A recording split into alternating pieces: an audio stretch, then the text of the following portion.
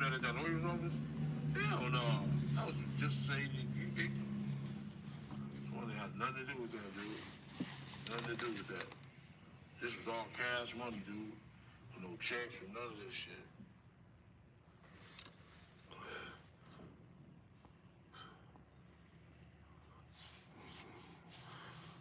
Shout out to y'all. New discretion, the new season.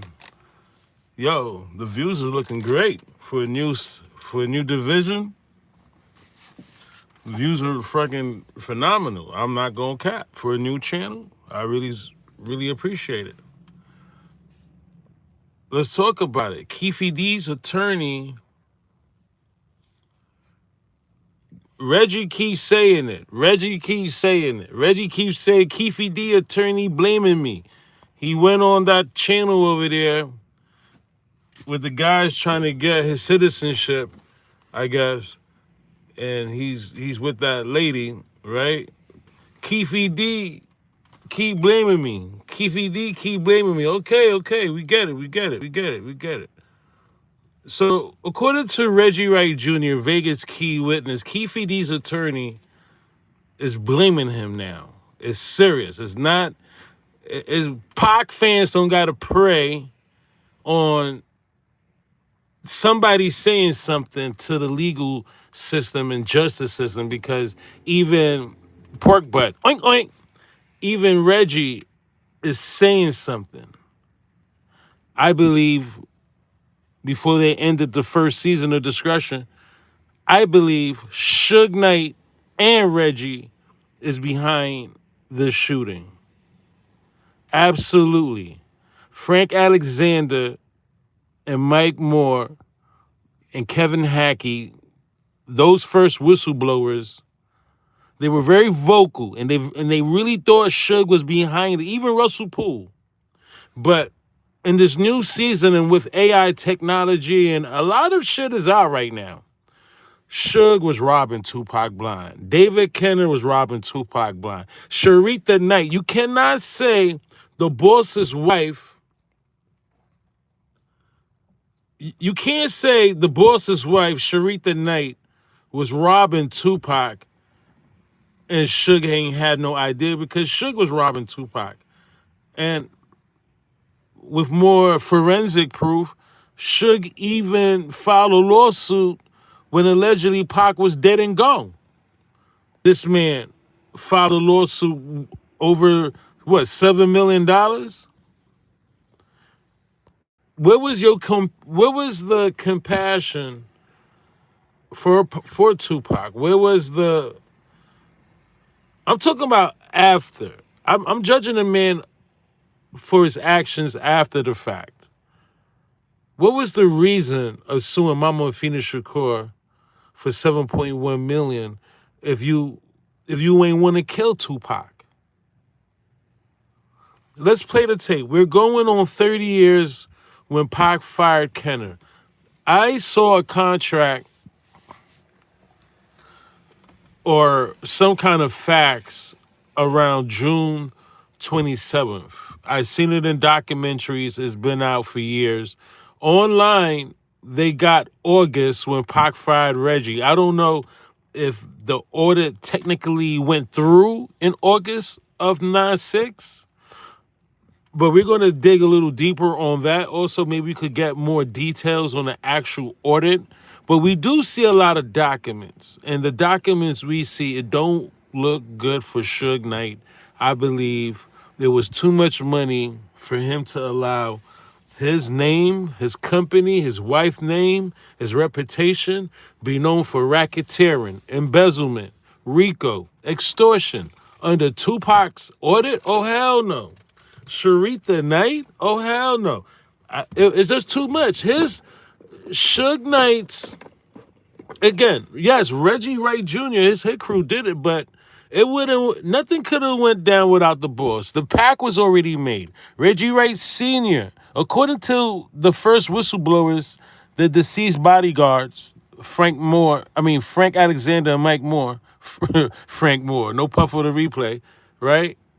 According to the deceased bodyguards,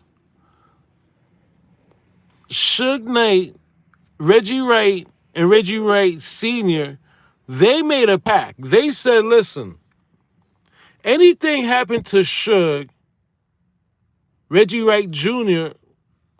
will run the company. In the words of Suge Knight, how did they know? How did they know something was going to happen? You could only say, listen, if something happened to Suge during the shooting, Reggie will run the company because Reggie's hit crew. David Kenner in them, right? Can we just make this make sense? Why would Reggie Wright Sr., of all people that said he don't want nothing to do with the company, according to Reggie Wright Sr., Pork Butt's dad, right? He said, look, Suge offered me the job. And I said, Suge, I can't take that job because I'm going to put cases on all your staff. Everybody from your staff, I'm going to put cases on it. So it's impossible for me to take the job, Suge. He said a few weeks later, his son took the job. But wait a minute. Why are you in history? I'm talking about Reggie Wright Sr. Why are you in history when it comes to anything happened to Suge? My son will run the company. His father was on jet skis. A pig on jet skis. That's what we said in the first season, right? A pig on motherfucking jet skis. Can we just make this make sense? Why would a father tell a bodyguard, if anything happened to my son, Reggie will be the one running the company? I mean, if anything happened to Suge, Reggie, my son, would be the one running the company. Let's dig a little deeper. Because that's a lot of hearsay and a lot of speculation, allegedly, right? If they want to dump that in a pile. You got Reggie Wright Jr., who we believe on this channel, what the fuck is the documents?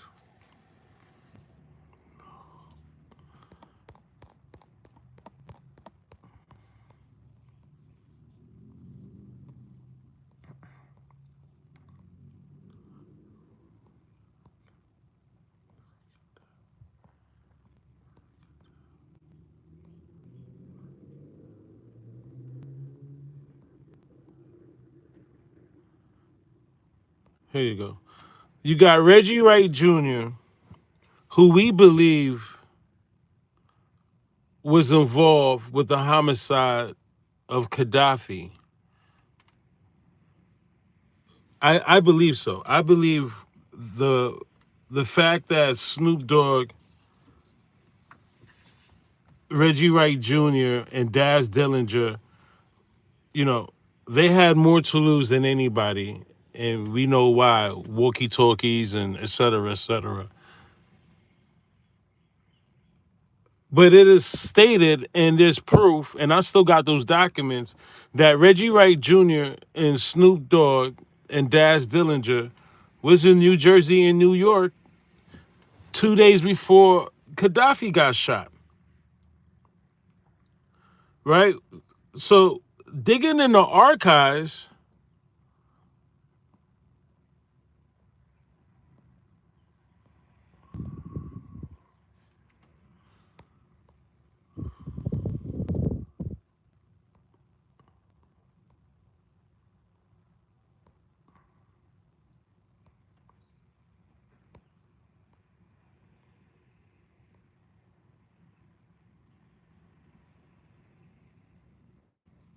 "21 Gun Salute," digging in the archives and looking at the facts. And the facts are Reggie Wright Jr., he has knowledge of a Orlando Anderson bribe. And the fact that the Vegas key witness, his father said, look, if I had any knowledge of Orlando Anderson taking a bribe, which he did, according to Keefe, he did, right? according to Reggie Rice Sr., if he had any knowledge of Orlando Anderson taking a bribe, it was his responsibility to tell the DA. Well, why he ain't tell the DA? If your son know, you know. Keefe put you there, senior. Hey, grandpa. Right? So a lot of this shit implicates them in a bribe. Okay, if we can't get them, no puff on the replay, if we can't get Reggie on anything else, we can't get him on having knowledge of a bribe and him and Suge Knight. Why would Suge bribe anybody if he had nothing to do with the setup? Why? It still don't make sense. Why are you giving this ninja $60,000? You know what's $60,000 in 9/6? We're not talking about now. Nowadays, 60,000, you blow that on no puff on the replay on down payment on some land or friggin' a house or something, right? But well, not even. Sometimes we need more. But back then, that was unheard of for a street ninja to get in any kind of bribe, deal, patsy movement. It didn't matter. Suge Knight was there according to. Let's play the archives. This is the new season of discretion. Kill JDL. We're working on. I think in the next 24 hours, we can update the name. So we're gonna update the name and give the channel a new name. No puff on the replay. So just bear with me as we build. Let's hear Keefe D real quick and who was there at the 60K.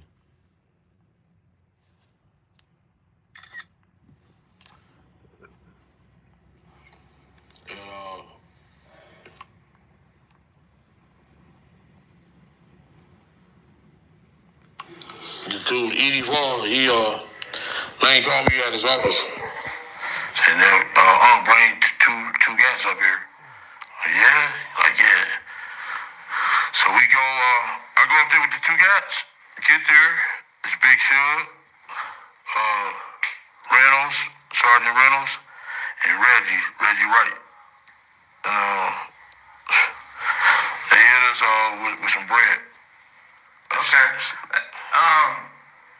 No, this was for him to take the stand and say that Suge was trying to help him.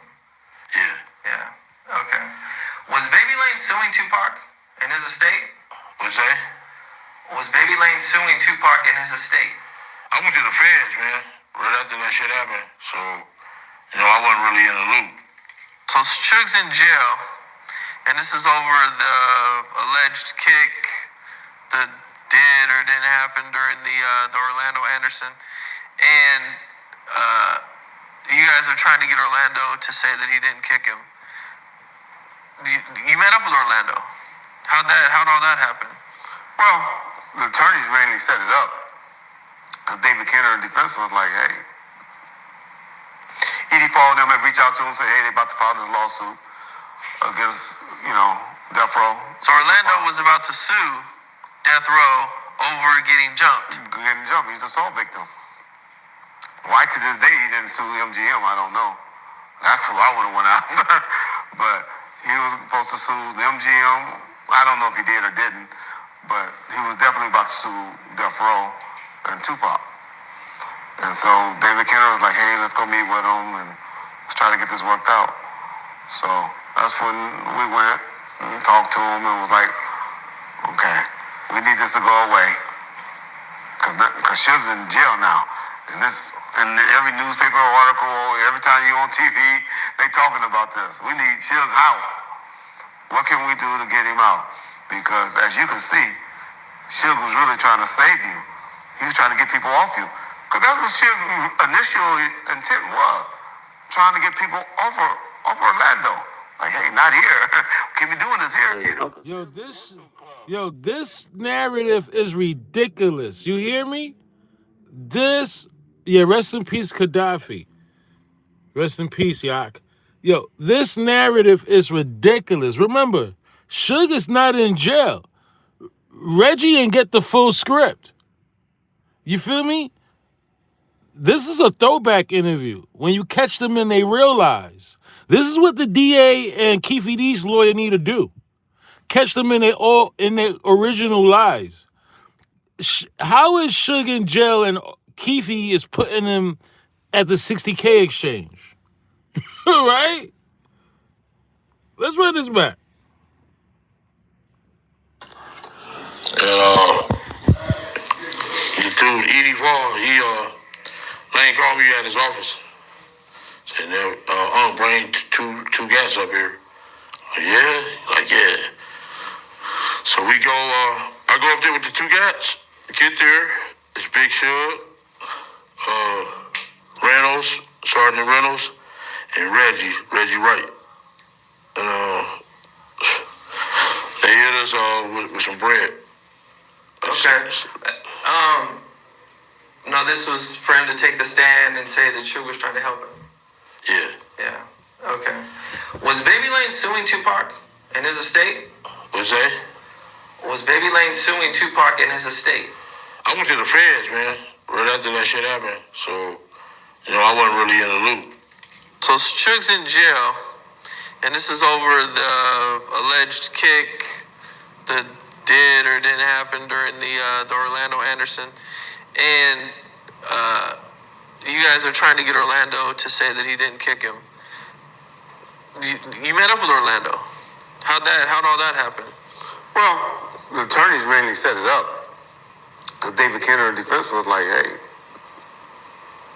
Edie Fall and them had reached out to him and said, hey, they about to file this lawsuit against, Death Row. So Orlando was about to sue Death Row over getting jumped. He's an assault victim.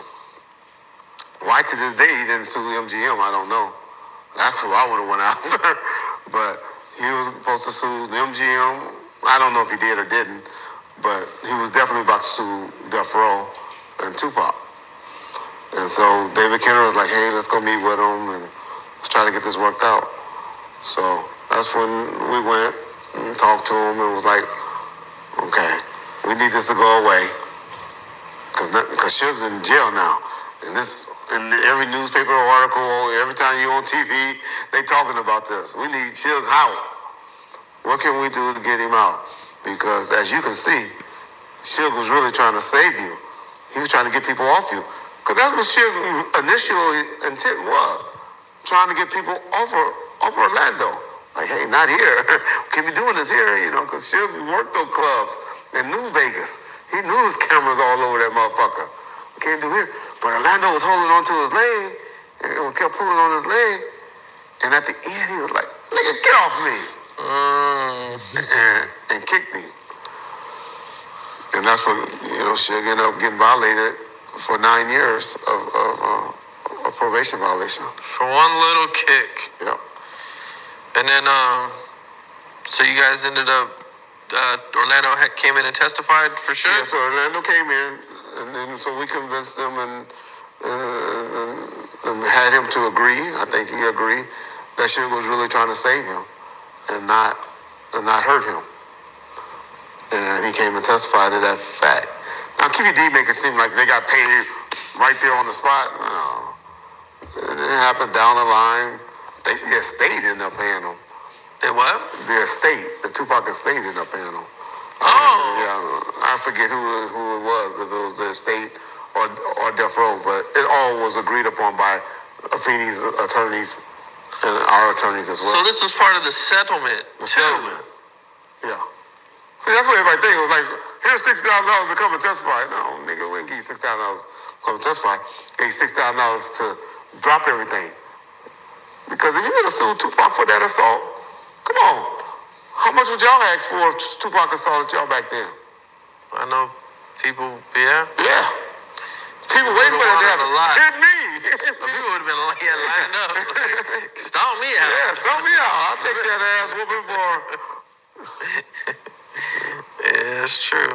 Because that's when they settled the 60,000, because Orlando was filing $1 million lawsuit against Tupac, and the 60,000 was part of that settlement. No, hell no. That we met at that lawyer's office? Yeah. Hell no. That was just to say he didn't kick him. Okay. So it had nothing to do with that, dude. Nothing to do with that.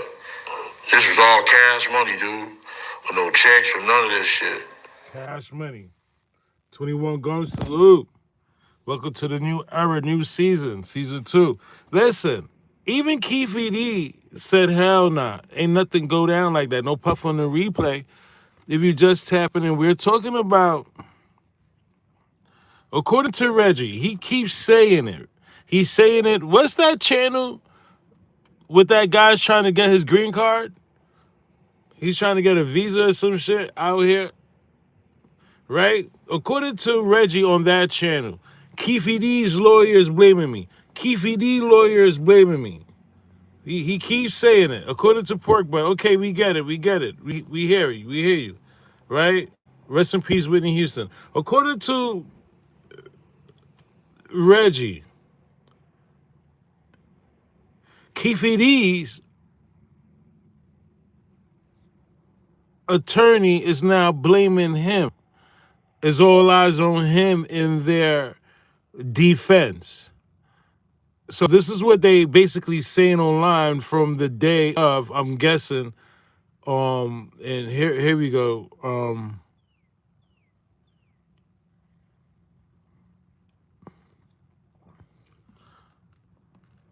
Reggie is saying, look, Keefe Davis team officially filed court documents accusing, there you go, it says it right there, former Death Row Records, head of security Reggie Wright Jr. Okay, Reg, oink, oink. Now, I need, this is what Reggie leaked, right? He kept running his mouth, and I watch everything, even from the days of the first season, right? So, again, this is what I believe. Because Reggie Wright Jr. is going to bring down Suge, and I want to be the first to say I told y'all. Suge Knight was behind this fucking shooting. It was Suge Orders and David Kenner. That audit. You don't know how serious it is until you fix kind of shit in the courthouse. Those kind of charges, RICO, racketeering, extortion, and embezzlement, should I say it in a different order? RICO, racketeering, embezzlement, extortion? Does it make a little more sense? All right, should I say it in a different way? Pac's audit. They was gonna be found to be him, as in Suge Knight and David Kenner, was gonna be found to be involved with extortion, racketeering, RICO, money laundering, and who knows God's what. They could not have that. They couldn't have Sharita Knight with them scamming ass bitches at. Right? They was using Tupac's death row checks, because he was the cash cow, to fund death row. That's insane. Okay? So they worried about me and discretion and whatever channel I built. They need to worry about the motherfucking selves, because this shit ain't going nowhere. As long as I'm breathing and I got breath, and real, no puff on the replay, real ninjas want to hear the fucking facts. Yeah, they worried about me and what the fuck I do and how I move, and no, worry about them fucking charges when they catch up to you and your kids. And hopefully the marshals escort you out that house that y'all bought with blood money. Fucking racketeering, RICO, and extortion. Fuck out of here with Pac money. If you just tapping in, Reggie Wright Jr., right, who we feel is behind the death of Gaddafi, Heron, Buntree, not neck bone, wrist, God forbid, he's behind the orchestrating of the police coming at Neckbone's house. Vince Buchanan, Bobby Finch. Let me give you your proper etiquette, Reg. Big Stretch. You admitted that even Big Stretch, Randy Walker, Big Stretch, he admitted to know, only the orchestrators know how the orchestration of Big Stretch went down. Like Biggie. He's telling us, oh, worry about Biggie. No, Ninja. You got something you want to say about Pac? Oh, you East Coast ninjas worry about Biggie. No, Ninja. Y'all don't own Tupac. Y'all talk like y'all own Tupac. You shitting me?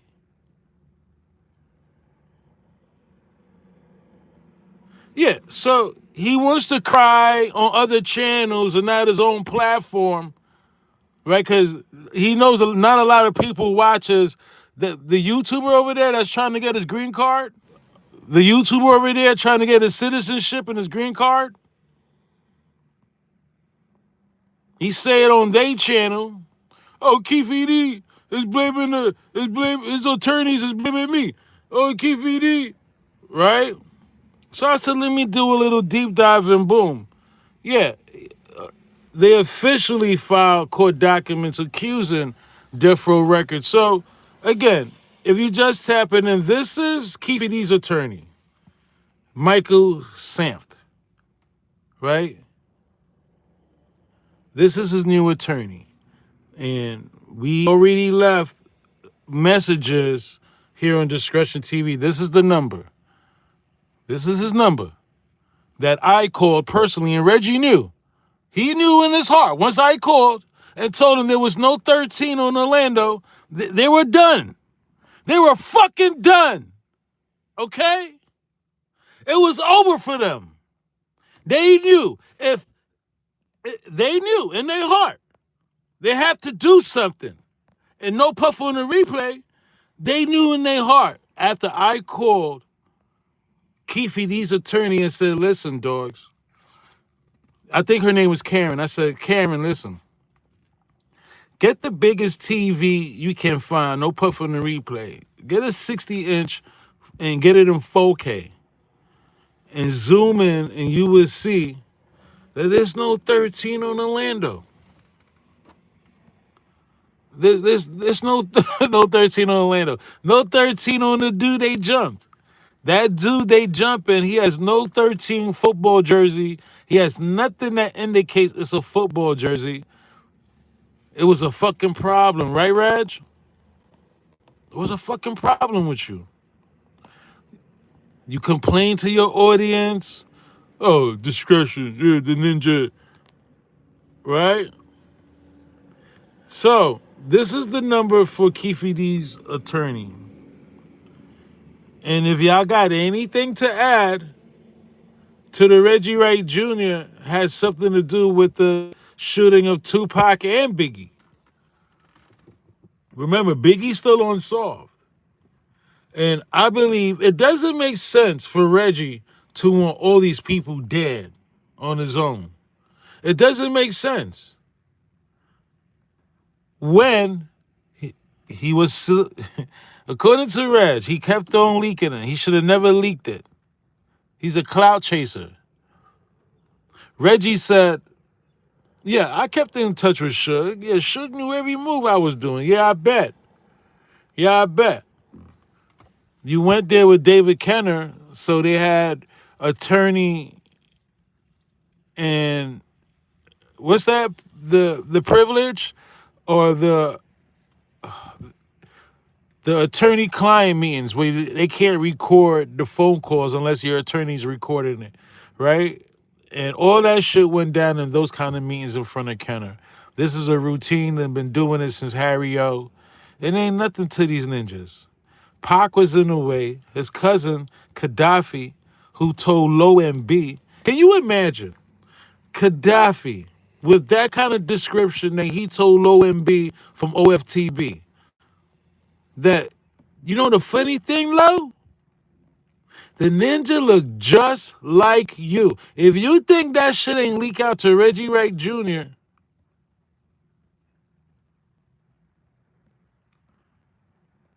that Gaddafi not only told Brent Becker that the driver was light skinned, not my light skin, but light skinned. And Brent Becker, according to Brent Becker, he asked Gaddafi, you got that kind of a look? Brent Becker couldn't believe it. Do I got that in this one? Jeez.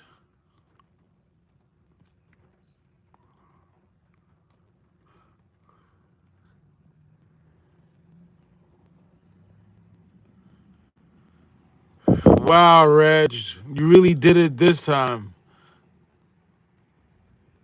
21 gun salute. I could at least put this picture. Let's put this picture for now. I'm looking for low MB.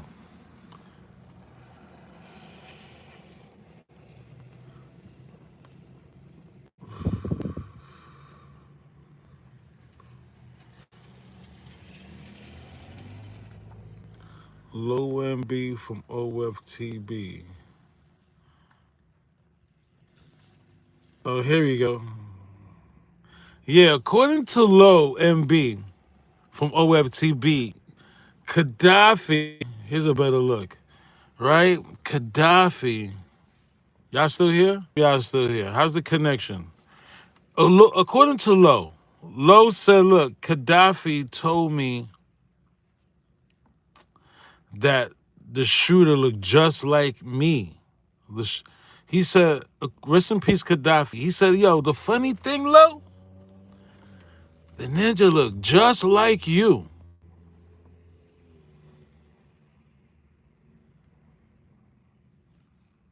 Which is crazy because if you follow my channel, we did the I will probably release it tonight again.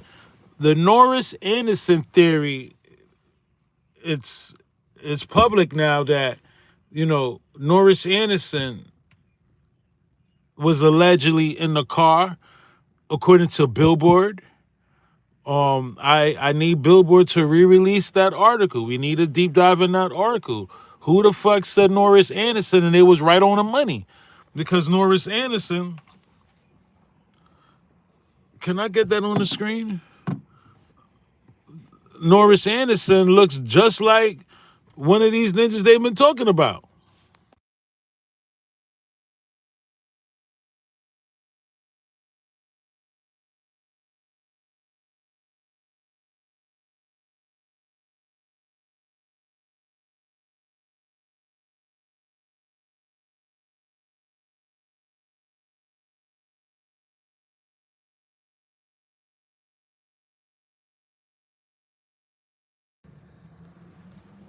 Salute, can I get this on the screen? Hold on. The Norris Anderson theory. Okay, so if you're just tapping in, hold on. We're gonna get to Norris Anderson. I just want this to be clear. Hold on. Oh shit.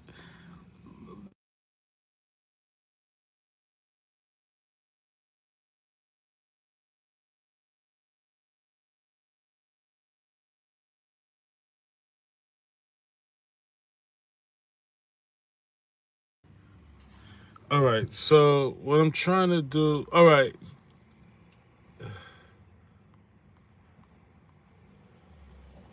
If you just tapping in, we're talking about Reggie Wright Jr. He's crying the blues already. He's singing the jailhouse blues already. They didn't even throw the handcuffs on him. He's saying, Keefe, the attorney, is blaming me. Keefe, the attorney, is blaming me. Right? According to this document, they have filed documents on Reggie Wright Jr. officially and blaming him for the orchestration of the Tupac shooting. And also, I know right behind it, no puff on the replay, it should be Biggie.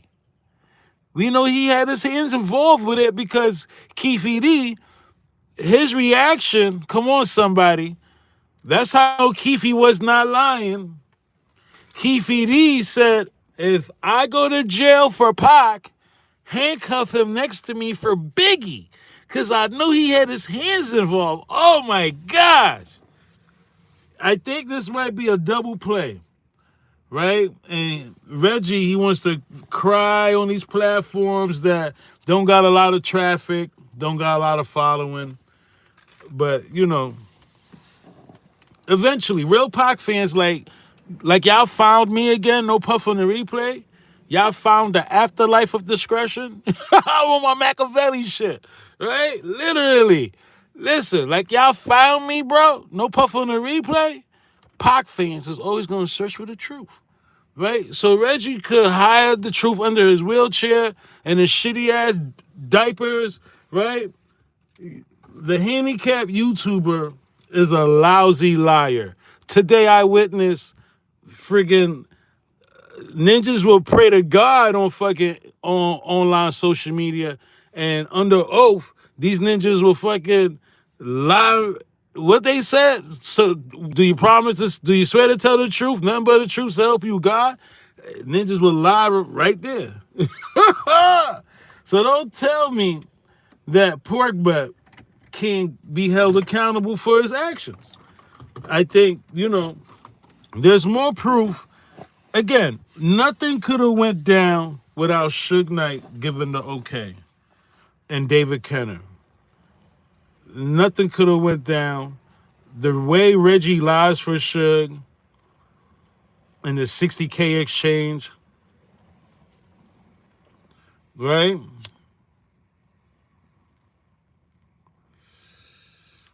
Reggie was lying for Suge. That means Suge Knight guilty. Why would your bodyguard lie for you like that?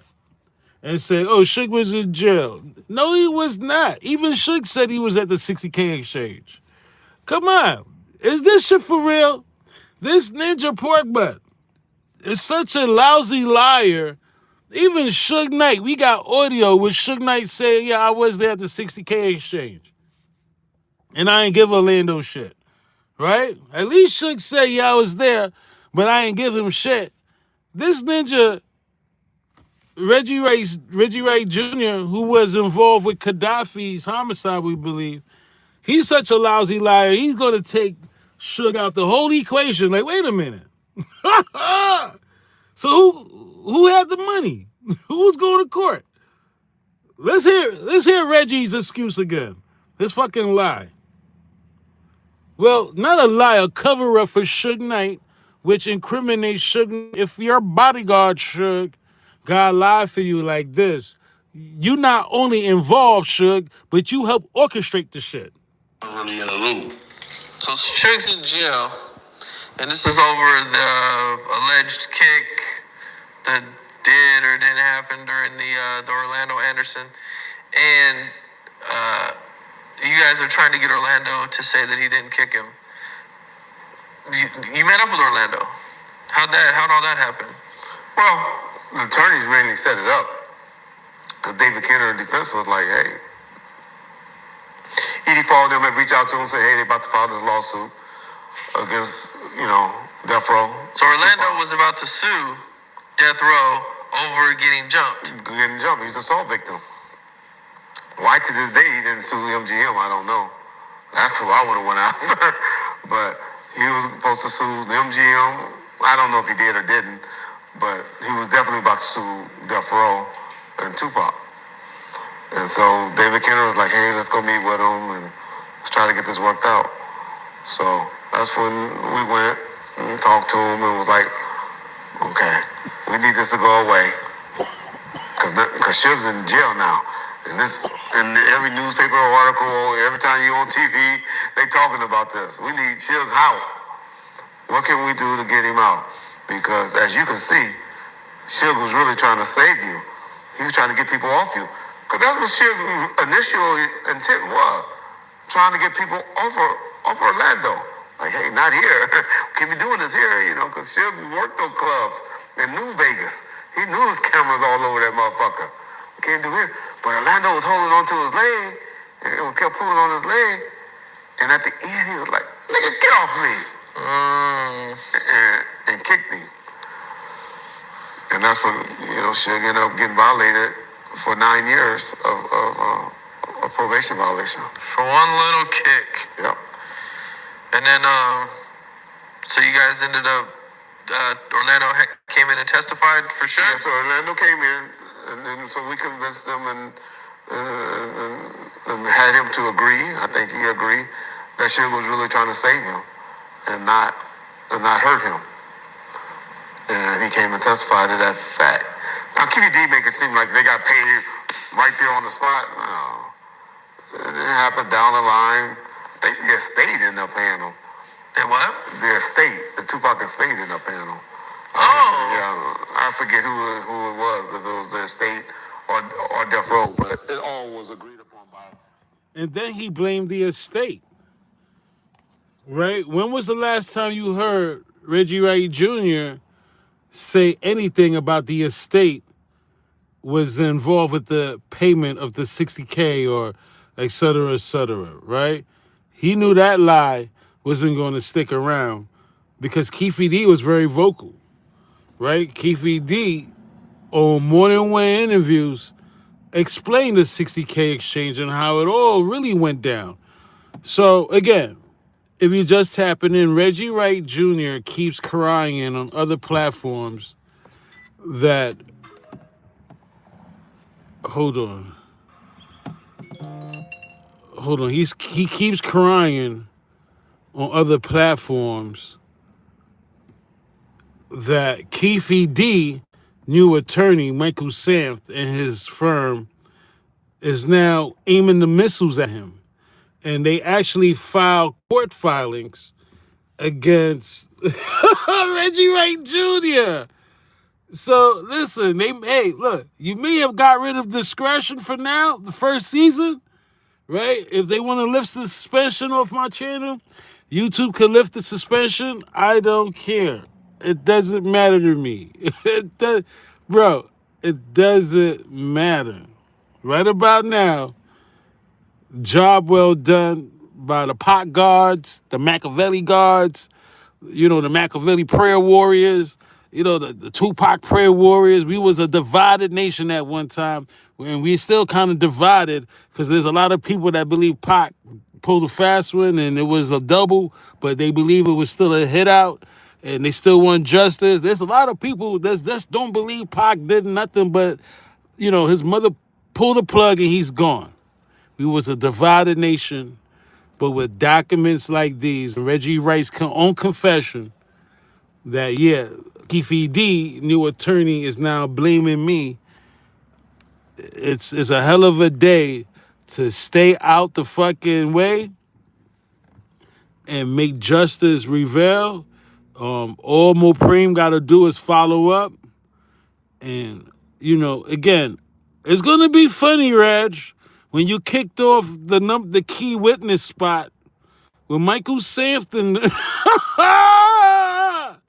When you got to do over your grand jury statement, pork butt, right? I want to be the first to ask. Hey, Reg, pork butt, why you had to give a new grand jury statement? Hey, Reg, I want to be the first to ask you, dogs. Hey, why you had to give a new grand jury statement? Right? Come on. Are you serious? Yo, bro, are you shitting me? Right? Right, Reg? So when you gonna throw Suge under the bus, Reg? Can I get a Reggie? Oh yeah, I did with the Gaddafi, because rest in peace, Gaddafi. I know he's behind the assassination of Gaddafi, right? I know, Reg. Don't worry. They're gonna find out that you were in New Jersey. You and Snoop Dogg and them. It's only a matter of time. Pac fans has got to be patient. And, yes, we are a divided nation, but we have to unite on one thing, and one thing for sure. Whether you believe Pac faked his death or not, Reggie Wright Jr. and Suge Knight is the reason why he had to do something. Okay? And again, tonight's topic, Reggie was there at a bribe. According to his father, they were obligated to tell the first DA that handled the case. No puff on the replay. Right? Where was their obligation at back in 9/6?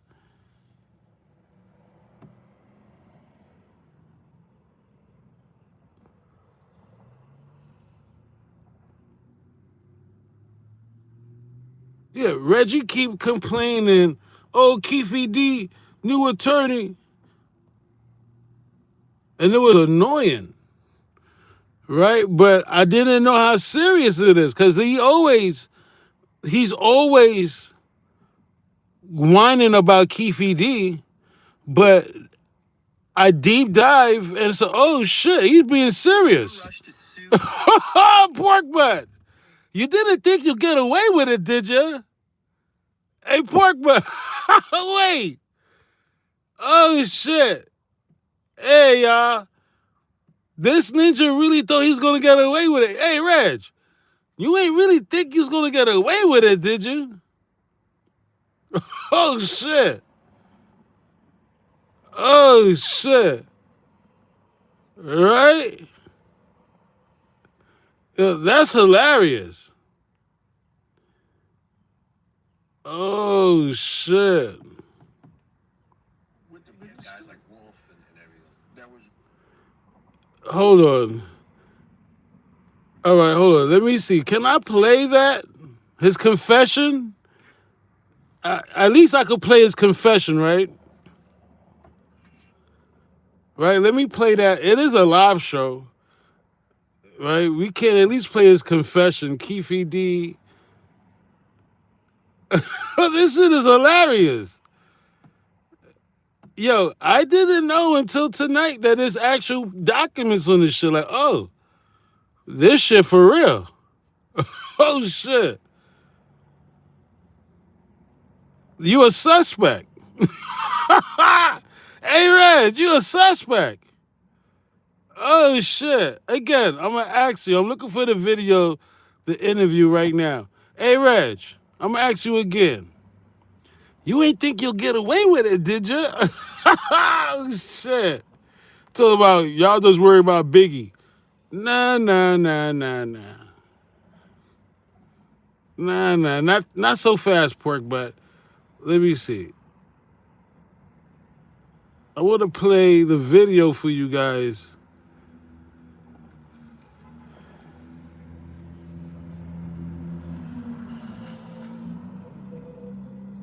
Hilarious.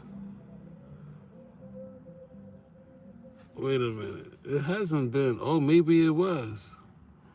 Wow, time is flying.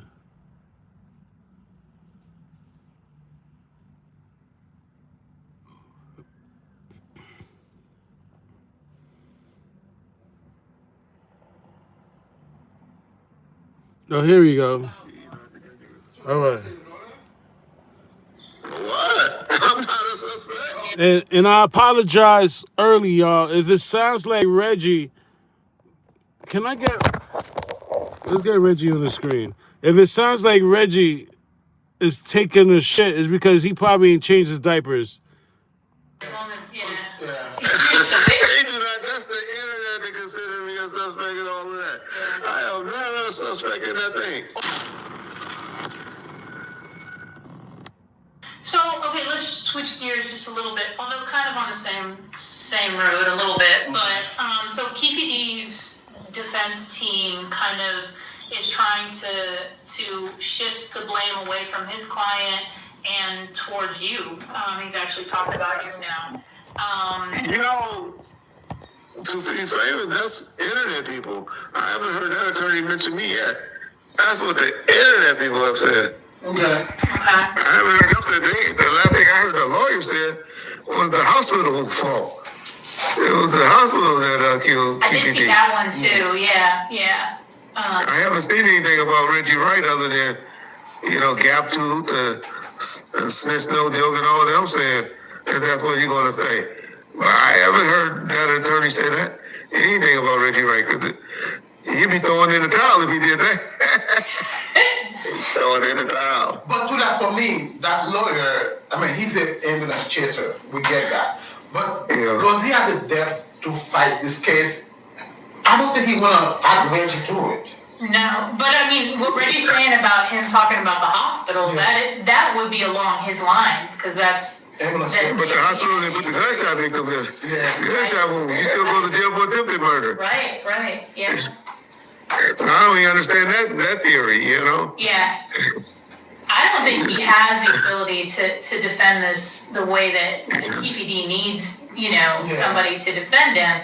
I still stand by. I can't imagine that this is going to go all the way through the trial. Like, the trial may start, they may choose a jury, all that kind of stuff, but I can't imagine that at some point QVD's not going to take, an offer because... Okay, my thing is that if the trial goes through, it's a couple months away, are you going to be some kind of witness? Oh yeah, they definitely have me this is all this stuff pretty much again that I told in the grand jury and stuff. Okay. Now, At the grand jury. so do you have to get a lawyer? What? I'm not a suspect. Yeah, as long as, Nah, yo, this ninja Reggie is good. They see this ninja as a suspect, and they got the documents. Reg, they not trying to hurt your feelings? He said, do you need a lawyer, ninja? Suspect in that thing. Hold on. So do you have to get a lawyer? What? I'm not a suspect. Yeah, as long as, They do not. That's the internet to consider me a suspect and all of that. I am not a suspect in that thing. I don't know, right? So, okay, let's switch gears just a little bit, although kind of on the same road a little bit. But, so Keefe D's defense team kind of is trying to shift the blame away from his client and towards you. He's actually talked about you now.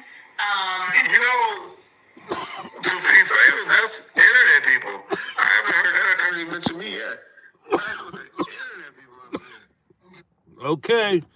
So Reg said, look, it's the internet people. Okay, Reg. They see something and they asking you if you need your attorney. You trying to be funny up there. We see it right here. Keefe D's Davis and his defense team has officially filed court documents accusing former Death Row Records Reggie Wright Jr. of orchestrating the 9/6. Right? So these documents, whether it was Carl Arnold or whoever, they gonna follow you, Reg. Hey, listen. This says ABC News, right? And let me see. Hey, Reg. Okay. You want to say internet people when Keefe D has filed official court documents according to ABC News, who he gave the first interview. I knew it. I said, listen, there's no way. Now, the whole thing is, will they carry... I think so. I believe so. I believe Keefe D and his team has been very quiet. They've been trying to... The DA has been trying to help Reg. I believe the DA, they've been, trying to make up a case. Oh, we caught Keefe D talking about the shooting again. There you go. Norris Anderson, Suge's brother-in-law. Very popular topic on Discretion, the news season. Keefe D, he's been quiet.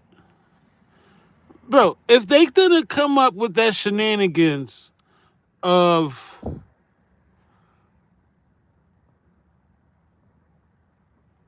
he's still talking about the Tupac case. He's still talking about the Tupac case. We wouldn't hear nothing about Keefe D's situation because they keep adjourning it, and he's doing time right now for the fight that RJ Pork Shoulder screwed up for him. No puff on the replay, right? So who knows what the actual defense is? Can we be honest? How confident is Reggie on that situation? He's saying, it's the internet ninjas that say, Keefe D attorney or whatever the question was, he tried to, okay, Reg. Okay. Okay.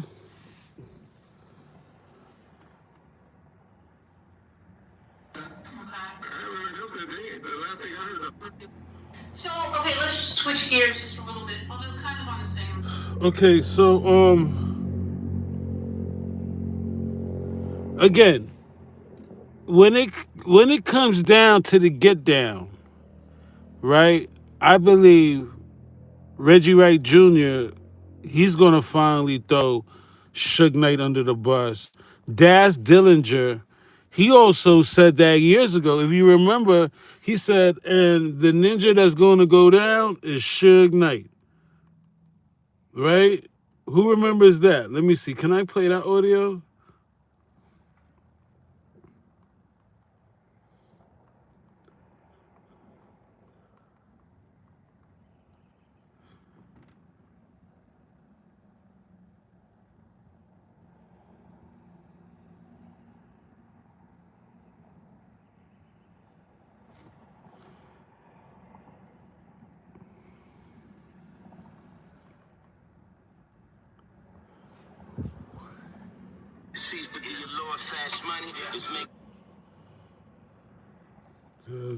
Oh, this one right here.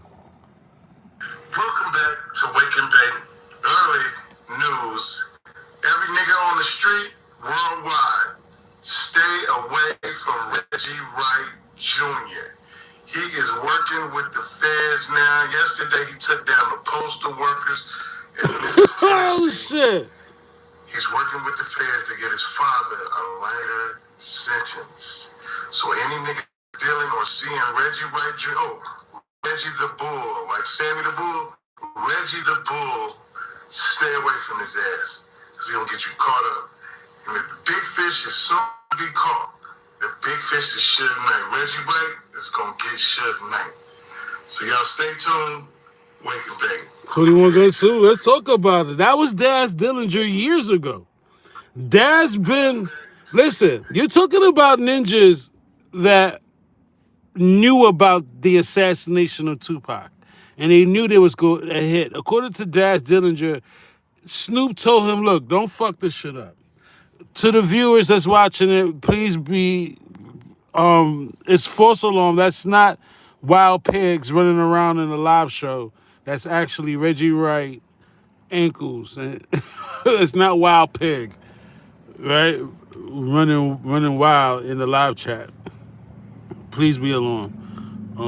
DJ was good. Joseph, what's going on? Yeah, man. Listen, Helljar was good. Helljar, wasn't you Ranch Gang in the first era?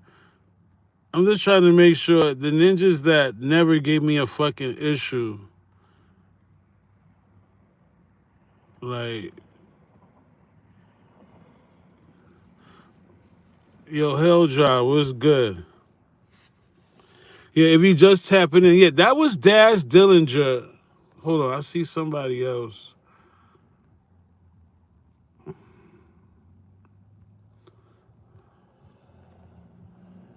Yeah, say. Hold on, maybe I thought I saw somebody.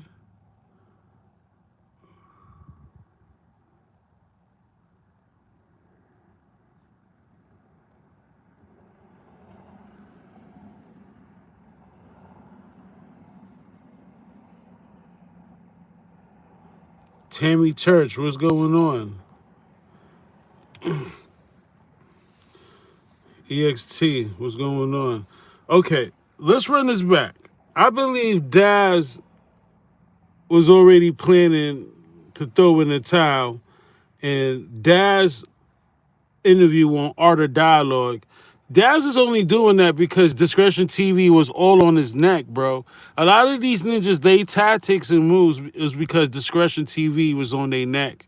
No puff on the replay, but Daz, you know, he's trying to throw Snoop under the bus, but bro, you knew there was a hit anyway. It doesn't matter if Snoop ain't want to hear Pac music. You said you could have jumped out on them in Vegas, but Snoop Dogg told you, don't fuck this up, cuz. It's too late. You said it in the flag court of law, right? And again, all it takes is a stand-up Pac fan to call Keefe D's new attorney, right? and talked to his assistant, Karen. She's taking all the notes. They're taking all the fucking notes. They go your numbers, right? And tell him, hey, play Daz Dillinger interview on Reggie Wright. News. Every nigga. Right? Welcome back to Wake and Bake. Early news. Every nigga on the street, worldwide, stay away from Reggie Wright Jr. He is working with the feds now. Yesterday, he took down the postal workers in Memphis, Tennessee. Not the postal workers. He's working with the feds to get his father a lighter sentence. So any nigga that's dealing or seeing Reggie the Bull, like Sammy the Bull, Reggie the Bull, stay away from his ass, because he'll get you caught up. And the big fish is soon to be caught. The big fish is Suge Knight. Reggie Wright is going to get Suge Knight. So y'all stay tuned. Wake and bake. DA to the Z. Ridiculous. So, again, Daz Dillinger already was saying, you know, stay away from pork butt. He bring down the postal workers. Damn, Reg, not the postal workers. What did the postal workers did to you, bro? Somebody put some mailboxes up in the chat for me, right? Hey, pork butt, what did the postman did to you, right? Jeez, did you put a hit out on him too, Reg? Unbelievable, right? So, I believe, right, it would be beyond prejudice inside the court system if they didn't take in consideration to investigate Reggie Wright Jr. If the DAs and them is not down with that type of shit. We're in America that a victim or somebody who's not a victim, a suspect who's arrested for shooting an alleged victim, a suspect that's a gang member, right, is giving up his bosses, is giving up some names. Give us the crooked cops, Keefe. Give us the crooked cops, right? They take everything else under consideration in the Vlad court of law. But when Keefe said, if I go to jail for Tupac, handcuff Reggie in his wheelchair next to me for Biggie. Because I know he had his hands involved. And he's not in handcuffs yet? Come on. Is that justice? Is this for real? Why do the Shakurs have to hire a private attorney even after that to find out who else was involved? Said Shakur, she said, listen, I don't believe Keefe D could have done it by himself anyway. So they waiting patiently. And all I'm saying is, listen, now that y'all see is going to be more than a discretion TV because they took away your discretion TV. I told y'all, in 5 years, y'all going to wish there was a discretion TV. I told y'all. I fucking told y'all.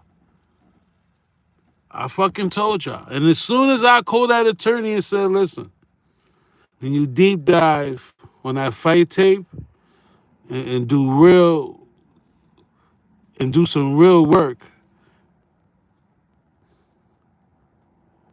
do some real paralegal work. A lot of them secretaries and those people that work for those attorneys, they try to be paralegals, right? Am I wrong or am I correct?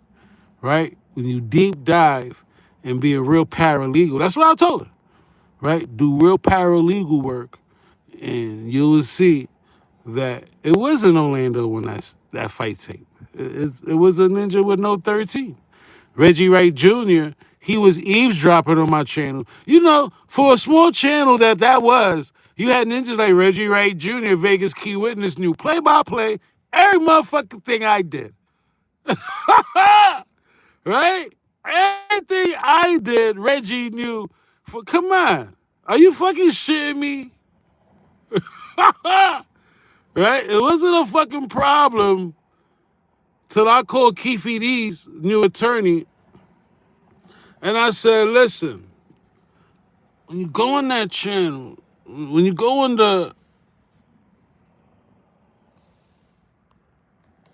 surveillance fight tape from the MGM, you would see, look, that dude they was packing out, he ain't have no jersey. He ain't have no jersey on. And she listened, and Reggie got mad. And who knows what else they told the YouTube authorities, and who knows? Who knows? All I know, I had a bunch of affidavits and a bunch of political fucking questions. So, if you just tapping in, Reggie Wright Jr., right? He knows that these ninjas is on his neck. And I guess there's some documents that when Keefe-D said your key witness is your main suspect, I guess those are some documents behind that, Reg. Because your own proteges that you putting on, I guess Reg trying to help him get a green card, right? Your own proteges, they asking you about this shit, and you're trying to say, oh, that's internet ninjas. They're not like a discretion TV to say, hey, what do you mean? There's some internet ninjas. These are official companies that saying there's documents on you blaming you for the murder. If there's something you're not telling the internet world, right? So, Reg, I'm gonna ask you what security guard Vlad asked Keefe-D, right? I'm gonna ask you the same question Detective Vlad asked Keefe-D. So, Reg, pork butt, you're 76 now in a wheelchair. So anything you get sentenced with will be a life sentence. Is that correct, Reg? Reg. Hey, pork butt. I'm just asking you what Vlad asked Keefe-D. Any sentence for you will be a lifetime sentence, right? Because this shit is crazy. Yeah, Reg, I guess he knows something that we don't know, and they know something that he think they don't know, and they not deep diving, because if it was my interview with Reg and I seen that, or if I know that there's a official company saying there's documents that they filed on you, Reg, and they blaming you as their defense. My follow-up question would be, what do you mean that's internet people? Didn't you know there's documents on you? Or do you know, right? And you know what Reggie would have said? Hey, if they do, they ain't say nothing yet. I'm gonna answer it for you, Reg. Insists he was 300 miles away when the rapper was shot. Now he's pointing the finger at someone else. Chief Investigative Correspondent Aaron Katursky has this ABC News exclusive. The death of rap legend Tupac Shakur nearly 30 years ago became one of the nation's most notorious unsolved murders. Hey, Keith, Metro Police, come over here. Then in 2023, a breakthrough when prosecutors charged this man with ordering the hit, the only person arrested for Shakur's murder, who now tells ABC News authorities have the wrong man. I'm innocent. I ain't killed nobody, never did, ever kill nobody. They don't have no evidence against me. Came and put me in Las Vegas. 61-year-old Dwayne Keefe-D Davis says the night of the murder, September 7th, 1996, he was in Los Angeles, 300 miles from the Las Vegas intersection where Tupac Shakur was gunned down. Prove that I orchestrated this. You know what I'm saying? Your key witness orchestrated this. They top witness is the lead suspect. The defense pointing to someone else, Reggie Wright Jr., a former cop and security guard for record mogul Suge Knight, who was driving the car Tupac was in the night he was shot. Wright has denied any involvement and has said it bothers me because I was in charge of possibly protecting this young man. And prosecutors say Davis incriminated himself in his 2019 memoir, Compton Street Legend. No, wait a minute. What does Reggie means by possibly? Reggie says possibly protecting this man. You know, it's a lot of mind games they play, man. These manipulators, narcissists, these motherfuckers play mental health games with their audience, with the people that's investigating this shit. And you know, it's a new generation right now with, you know, I would just hope Keefe doesn't take any plea because he can always appeal on a lot of different factors, right? And I believe, you know, again, just based on all the witnesses, right? Gaddafi, rest in peace, Yak, right? Just on facts, not making anything up on internet, no AI, none of that bullshit, right? According to Low MB from OFTB, he said he saw Gaddafi in the UMC hospital. And Gaddafi said, you know what, Low? The funny thing is, Low, the ninja looked just like you. And started blasting, right? That's what Gaddafi said. Gaddafi said the driver looked just like him. So hold on.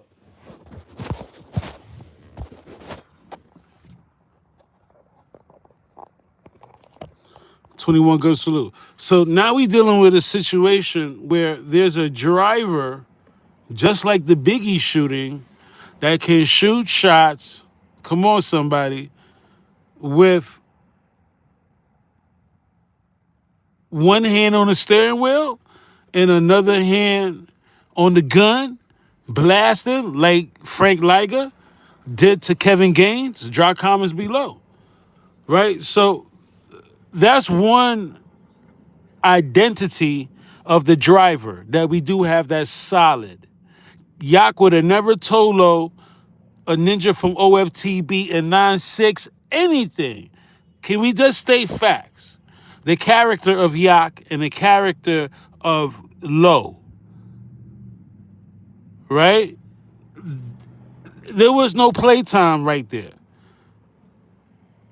If Gaddafi told Low, the funny thing is, the ninja looked just like you, started blasting. Gaddafi told Detective Brent Becker, the ninja was light-skinned, not my light-skinned, the driver. So we know the driver was light. Gaddafi couldn't even make up his mind. He was like, wait a minute.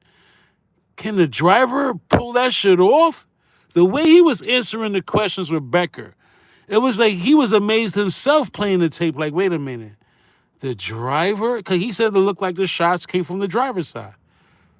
Gaddafi couldn't believe it. So that's one solid identity of the person that was in that car. Moving right along, Shalane, one of the 4 female witnesses, she said,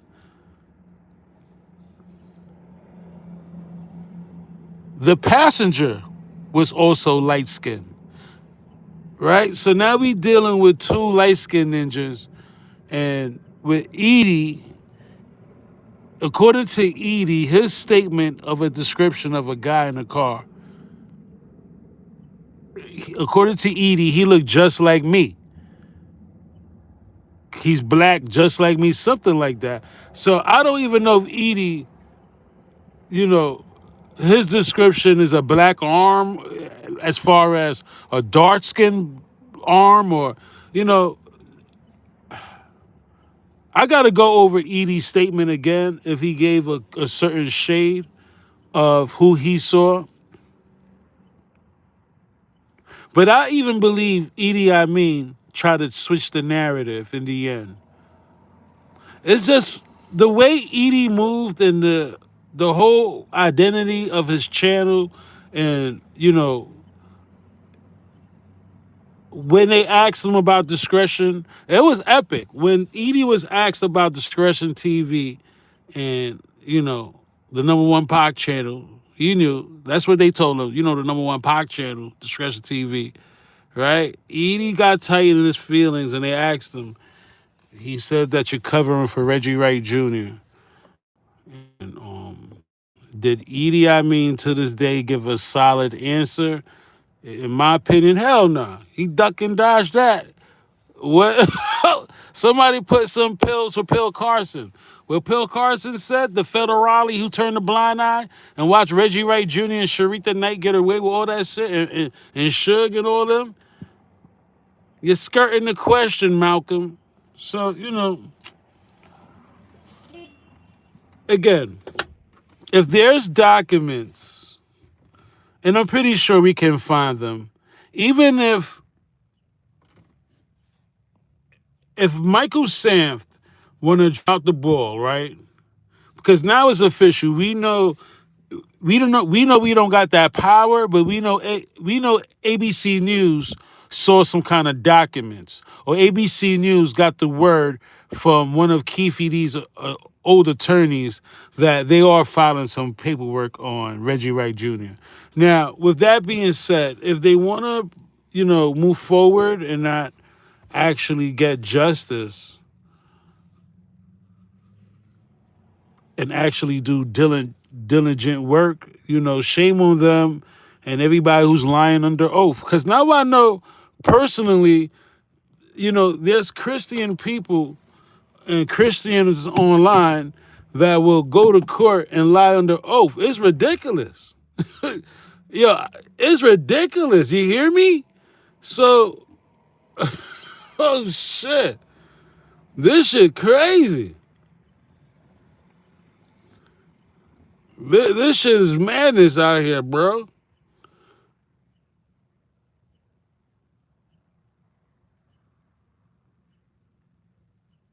Oh my gosh.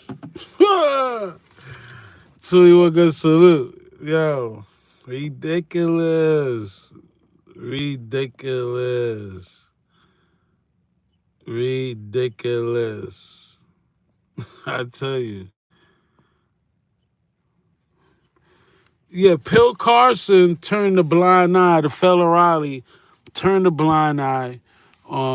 Every time you play a Reggie Wright Jr. interview, it's a lie. It's a fucking lie. They can't tell the same Cadillac story twice, once, 3 times. They can't stick to one story, right? They got to tell these stories of different ways in a million ways, right? Yeah, Reggie Wright Jr.,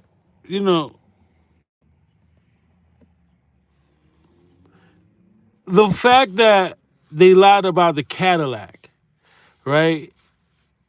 That was enough for me. The fact that he admitted the 40 caliber handgun was stolen in the Bahamas Ocean and Greg Bacon act like he don't hear that. Vlad is his bro, and they act like they don't hear that. You know what I'm saying? So it's like, damn. Like, even though we know Greg Bacon was down with the whole cover up anyway, but it's just like, damn. It's just more even blatant when you don't know where the murder weapon is. When they ask you where the gun is, you have no idea. You just got this whole other theory that you solved the case with no gun, no Cadillac. Even the Cadillac. Michael Carlin,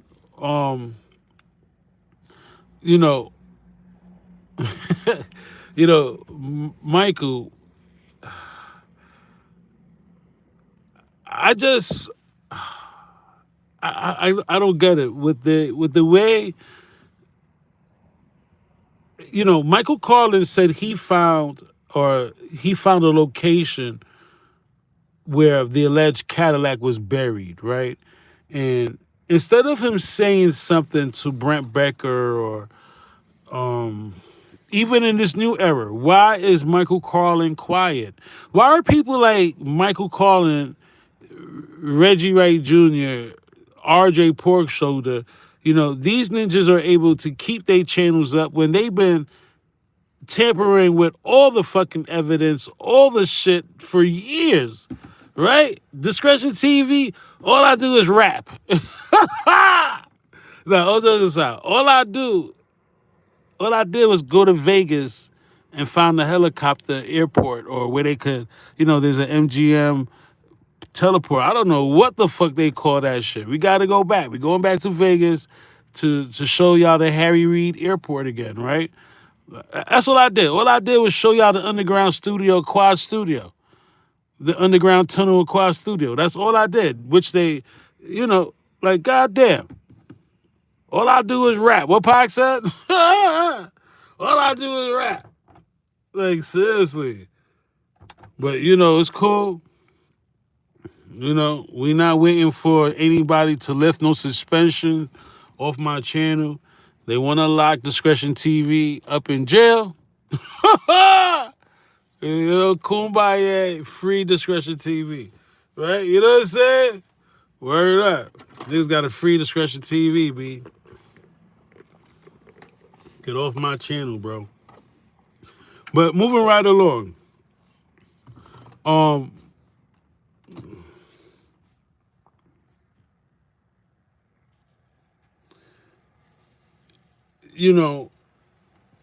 Lately we've been seeing Reggie Wright Jr. make topics about Daz Dillinger, and I think that's Reggie's way. When Reggie makes all these videos about Daz Dillinger and all this shit about Daz and blah, blah, blah, because remember, according to Daz, Reggie Wright Jr. was living in his building, right, at a time, and they have a lot of history. But remember, according to Daz Dillinger, he could have jumped out on them in Vegas.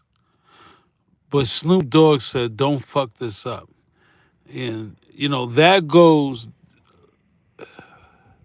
that means they're part of the pack, Dog Pound and Corrupt. That means, them ninjas, they're part of the secret, the hit, the conspiracy.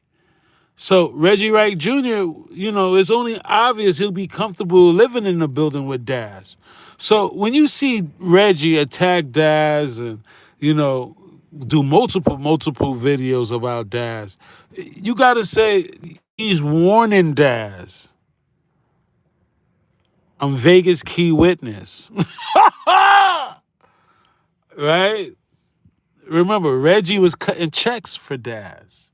Reggie could bring down Daz in a heartbeat. Daz Dillinger pretended like he ain't get paid, and nah, you got paid, ninja. Daz got paid through Reggie Wright Jr. on multiple different checks. I believe so, right? I believe, according to Daz, Reggie Wright Jr., he could bring down Suge Knight. But Reggie Wright Jr. could bring you down too, Daz. You only know this shit if you're the orchestrator. Like I said, Reggie got so many dead bodies under his belt. Even Big Stretch. You got to remember, Big Stretch. Reggie knew details only the orchestrator would know. According to Reggie, it bugs him out. No puff on the replay. It bugs Reggie out when East Coast ninjas or ninjas on YouTube say, oh, Stretch died by a drug deal going bad. It wasn't nothing to do with Pac. Reggie Wright Jr., the orchestrator of all these other shootings, especially Tupac and Biggie, Reggie Wright Jr. for the Big Stretch shooting said, hey, what if Westside Pyru ordered the drugs from Big Stretch and lined them up? Bingo. Thank you, Pork Butt. According to Reggie Wright Jr., somebody from Pyru, Westside Pyru, was involved, or possibly, allegedly involved, with the Tupac former bro, Big Stretch, Randy Walker. How did you know that? According to Reggie Wright Jr., Pac hugged this ninja like he was Kadada. How would you know if you wasn't part of the orchestration?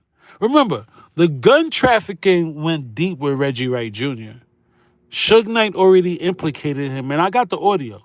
Suge Knight implicates Reg to be the gun trafficker. That's called gun trafficking, Reg. Whenever you bring Big Jake his gun, Mama James his gun, Neckbone his gun, or whoever, Reg, whenever you bring these ninjas' guns to any other state and it consists of airplane or whatever you do, that was all you, Reg. So going back to the Big Stretch homicide,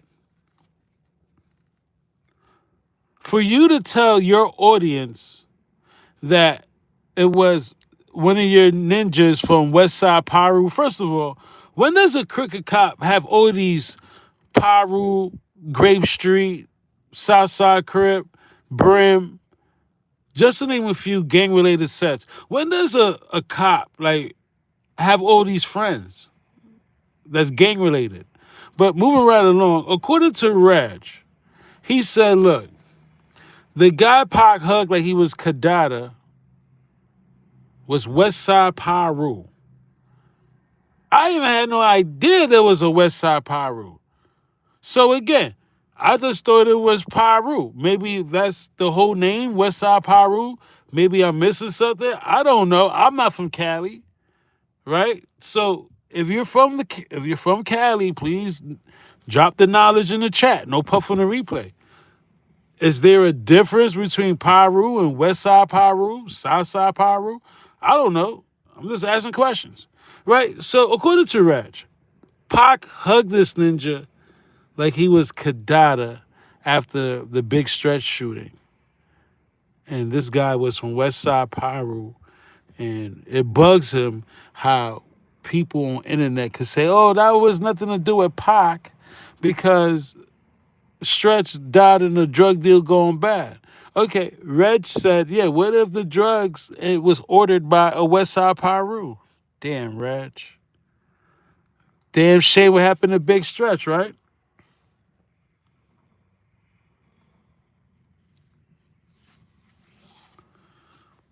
I don't believe Pac ordered it. I don't believe the story that he gives about Pac. I believe West Side Piru. I believe the drug deal set up to kill Big Stretch. I believe that, Reg. But the story how you implicate Pac hugging him like he was Kadada is suspect. Pure cap. Just like the story you told about Pac trying to grab your gun when Biggie and them was at the Soul Train. And Pac tried to grab your gun allegedly to shoot at them or shoot at Gutter. I don't know, Reg. I don't know what to believe with you when you talk about Pac. But when you talk about these details, like the murder of Big Stretch and the drug deal, oh my gosh, right? Yeah, pork butt. So yeah, it's only a matter of time. You see, your proteges that you're trying to help them build a channel, they don't know how to be aggressive with the news they got. But if I see it, and we all could read on this channel, right? Because this is like the second season. If I see it, Reg, that they're calling you the mastermind allegation, Reg, the defense team filed motions. Oh, shit. Reg, they not only filed documents, it's motions, Reg. So eventually, if Keefe and his new attorney, Michael Sam, is really standing on business, I believe with that bug repellent, RJ Pork Shoulder, with RJ on his last breath screaming Reggie, I believe they could at least get the motions into play where, even if they do dismiss it, Reg, you hear me? The Shakur's wrongful death suit is gonna take that house you bought with Tupac money away from you and your father. And whatever you bought with Tupac money, they're gonna take that shit. No puff on the replay. Yeah, I believe the Shakur's wrongful death suit with the 100 John Does and Reggie Wright Jr. is definitely one of them, I believe.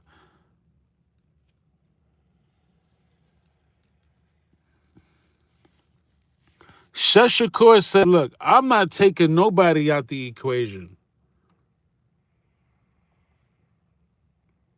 According to Suge Shakur, even Suge Knight, damn. When Suge Shakur in the new era, in this new season, is saying Suge Knight, you hear me?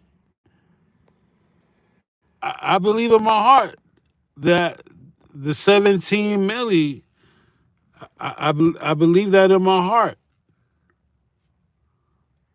That 17 milli that Afina Shakur had to sue him for, to countersue. Lord have mercy. You see, sometimes in life, people think they're going to take from you, and people think they're going to lie their way in court, or they got away with it, or, you know, their karma, it won't get back at them, right? I believe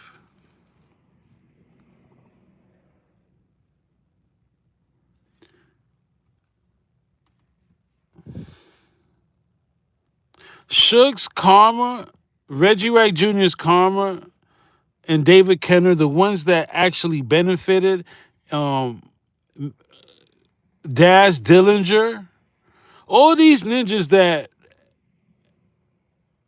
had stolen Tupac tracks, like Vlad TV. Even Suge said, look, Vlad TV stole Tupac music and built this empire. Again, I don't believe none of this could have went down without Suge Knight behind the orchestration. There's just too much money involved. Even if you believe it's a body double or somebody faked his death, Pac wouldn't have to do that if they wasn't robbing him. It just don't make sense. It just don't make sense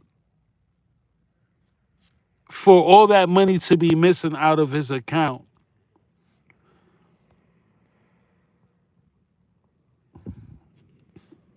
And nothing as far as a repercussion was going to happen.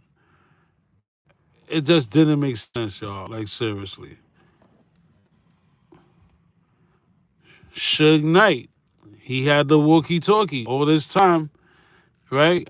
We had a lot of interviews. He never talks about this walkie-talkie, right? Now, the walkie-talkie is a key piece to this case, right? The fact that these ninjas had enough power to change the BMW picture around, bro. Hold on. This picture right here, right? Hold on. Hold on. Okay, I fixed it. But the original format, you can tell by the words on the screen. I had to reverse this picture.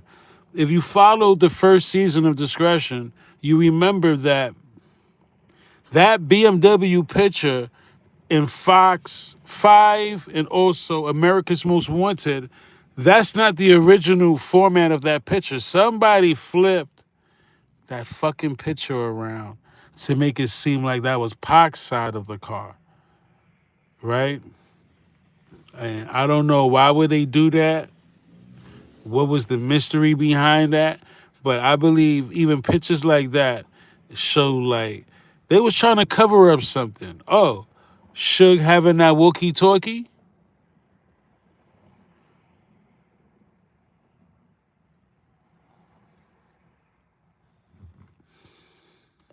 They never did any DNA on these seats.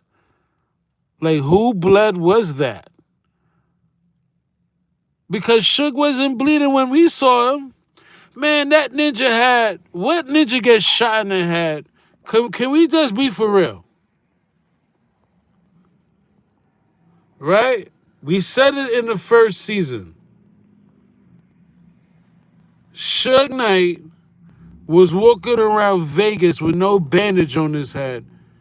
But wait a minute, you got shot in your head, partner. The bullet grazed you and they had to do fucking x-rays and shit, right? I don't see that.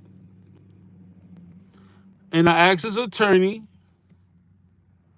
I still got the keynotes. I asked his attorney, look, why is he acting like that's not him in the picture? Suge try to say, who's that? Come on, this is Discretion TV. I never lie to my audience. Right? Here you go. This is the original. We the original. What I hear, what Pac said? This thuggish ruggish. I hear some thuggish rug, a thug rug. The thuggish ruggish, but we the original. Bone thugs. What Pac was like? He was like, well, we the original. Yeah, we the original channel. Right? On the left, it says B4. That's BET when Suge Knight was outside of the UMC hospital. On the right, you have Suge Knight with this dark spot up in his head. No puff on the replay. But what we saying is red flag. What ninja gets shot in the head? Doctors had to do brain scan, CAT scan, Batman. Right? Doctors had to do all this kind of man. No puff on the replay. Right?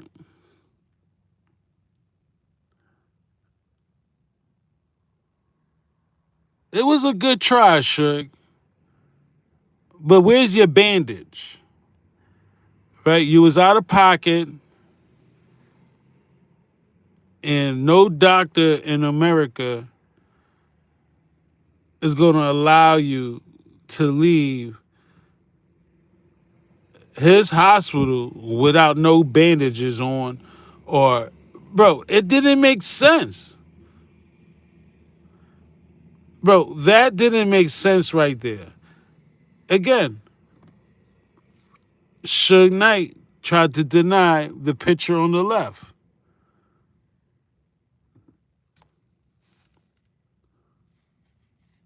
And, you know, if... oh, shit. That's fucking crazy. Yo, these ninjas... unbelievable. Unbelievable. A legacy, a dynasty. So much actual footage of these ninjas caught in a lie. And, you know, we were diligent. And what we did, right, all we did was show y'all the facts. When you zoom in on a picture like this and see that Suge ain't get shot, ain't nothing hit that ninja. What blood? Where? From what? Stop the lies, bro. Stop the fucking lies. That's why Frank Alexander, right? You know, his first stories,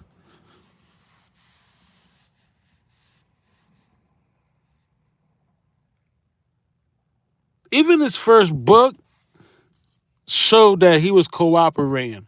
I got your back.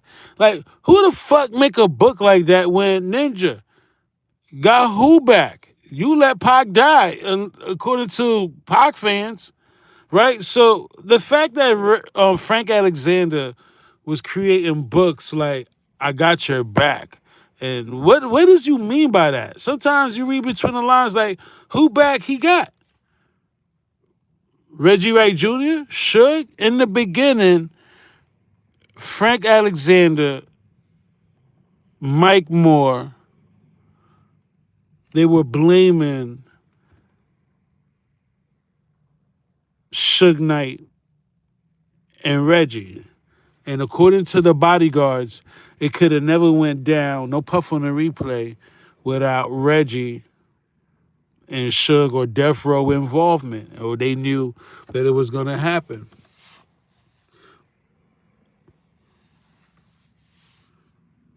"21 Gun Salute," right? Who got back? He had. Yeah, if you zoom in, this picture right here, I got the receipts. When Suge was asked about like this picture and why it looked like he ain't had no bandage, he didn't get shot, nothing.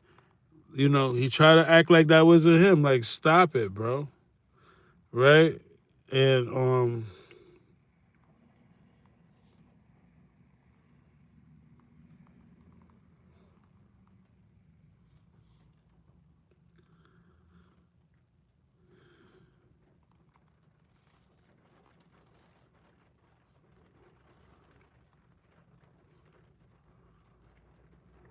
Let me see.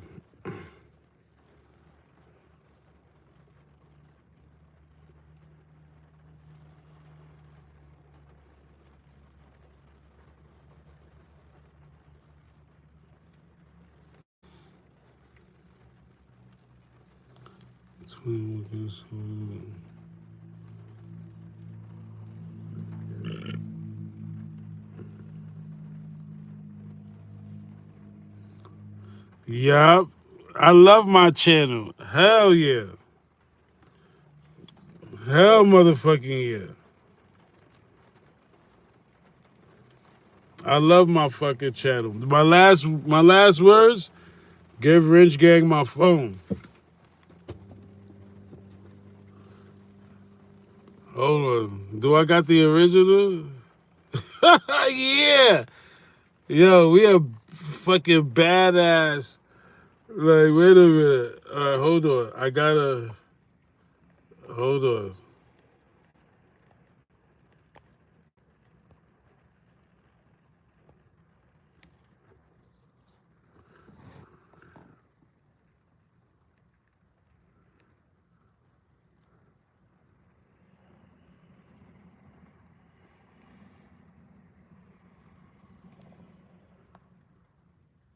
Hold on.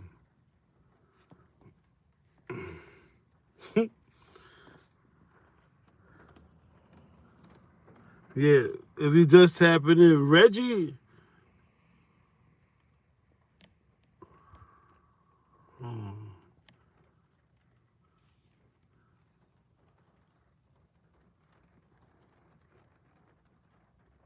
Is it playing?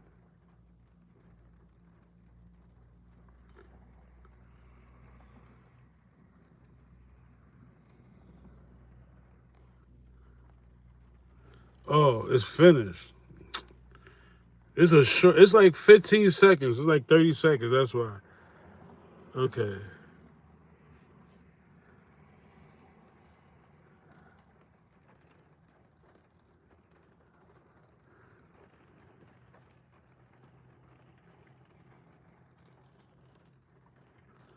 Is it the light? The bookkeeper? The bookkeeper? Yo. Oh, shit.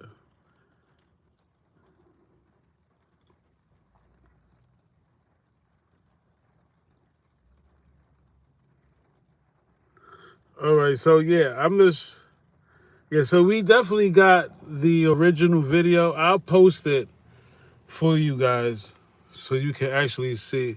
Hold on, let me see.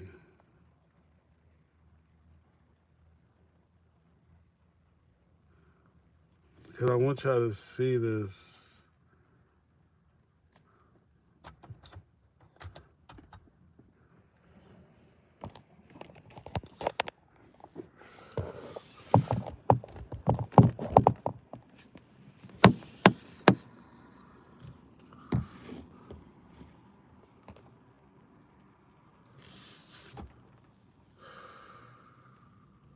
What? But I got it. Maybe it's because it's on the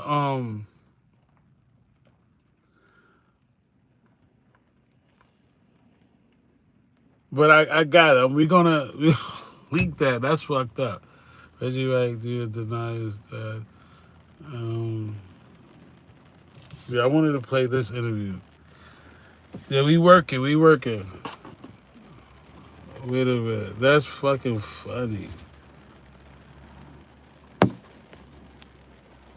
I mean, you know, everyone who had a problem on that side is no longer alive. So Tom Wally was still around. Tom Wally. Where one of the dudes to this day stood up and told Suge and copped out to it. So yeah, those niggas told me to step back. Rock Chisholm. They told him. He said, yeah, they told me to step back. They were about to do this to you. But it ain't going down no more. You don't have to worry about that. okay, but at one point, the Bloods started fighting each other. That was a little later. Yeah. You know, even Suge, I think, was probably, it started in like 95, 96, but when it really escalated, Suge was in prison. Okay. But it started to get really bad. Among themselves, fighting over positionings and checks and jealousy and trying to take a car back and minute petty stuff. Well, I think something like 10 Bloods got killed. See, that's why I said it was over a period. Everybody thinks happened like a street war. This is over a period of from 96, 97 to about, when Poochie got killed, 2006, 2005, something over that. 10 years. Yeah, so over a period of time. It's not like it just happened. Mob James's brother, Buntry, gets killed. Yeah. You said it happened in a car that you... I was the registered owner of. You were the owner of that car? Yes. What was the situation over there? Because he said... he said on camera who he thinks killed him. So the situation with Buntry, you said that George killed him? Yeah. And George was a Pyru also? Yeah. Okay. He got stabbed? Who? Your brother. No, he was shot 9 times. I'll see on camera. Shit. Dude's in jail. Name is G. Is it Monkey Man? Monkey Man. Well, y'all call him Monkey Man. We call him G. Monkey Man is something Info Minds came up with and started calling him. Okay. But we don't know anybody. If you even say the name Monkey Man, I think you said it in the interview with James, and he was like, "Ooh," but we call him G. George Williams is his name. George, but that name Monkey Man has been floating around as well. Info Minds did something. As Info Minds? Okay, Yeah. got it. Okay, so he was the one that killed Buntry. He was one of the ones. Even if you look at the composite sketch, you see the ponytail. Now, we call him Ponytail. That was our code word for him. Like, if you ever heard me and Suge talking, well, he would say Ponytail. Because he had a moniker for everybody.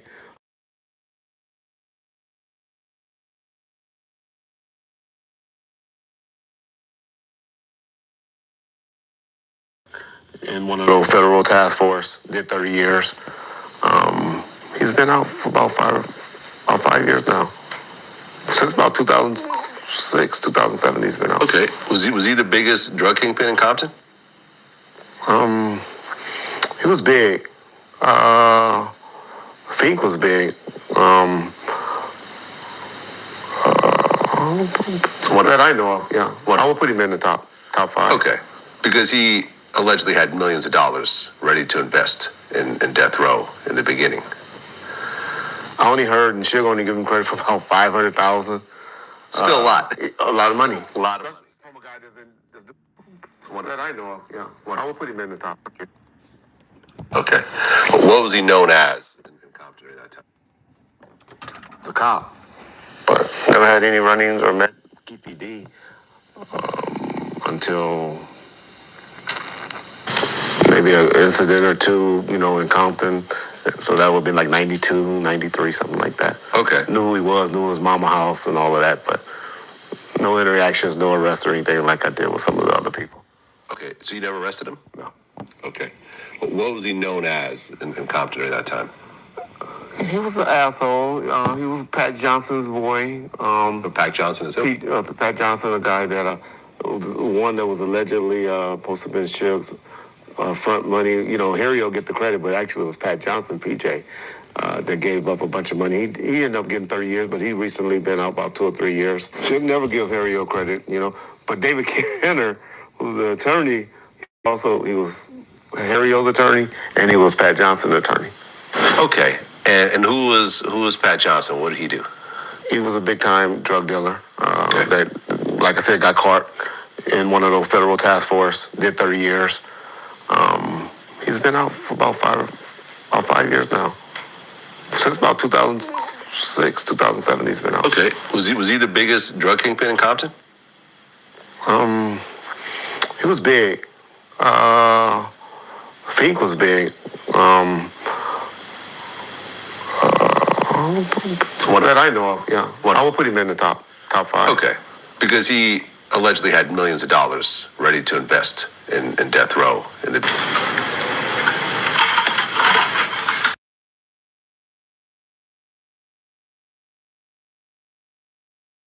Heard and Suge only give him credit for about 500,000. Still a lot. A lot of money. A lot of money. From a guy that's doing this from jail. Aha. Yeah. Okay. And did you deal with him at all? I only met Pat once he got out. Suge and I met with him about 2006, 2007, when he was in bankruptcy, because Suge was trying to get him to come forward and say, hey, Harry-O, tell the truth. Not Harry-O. Tell the truth, this nigga Harry-O didn't put up no money. You the one to put up the money. You the one should be making a claim and putting a claim in, Why didn't he make the claim? He was on federal parole. Okay, so he would have to say this is drug money. Yeah, he ain't trying to get. He's not He trying moving on with his life. He out. Shit, he a nigga that did 18, 19 years. Okay, so what was Harry-O's involvement exactly? He was the broker.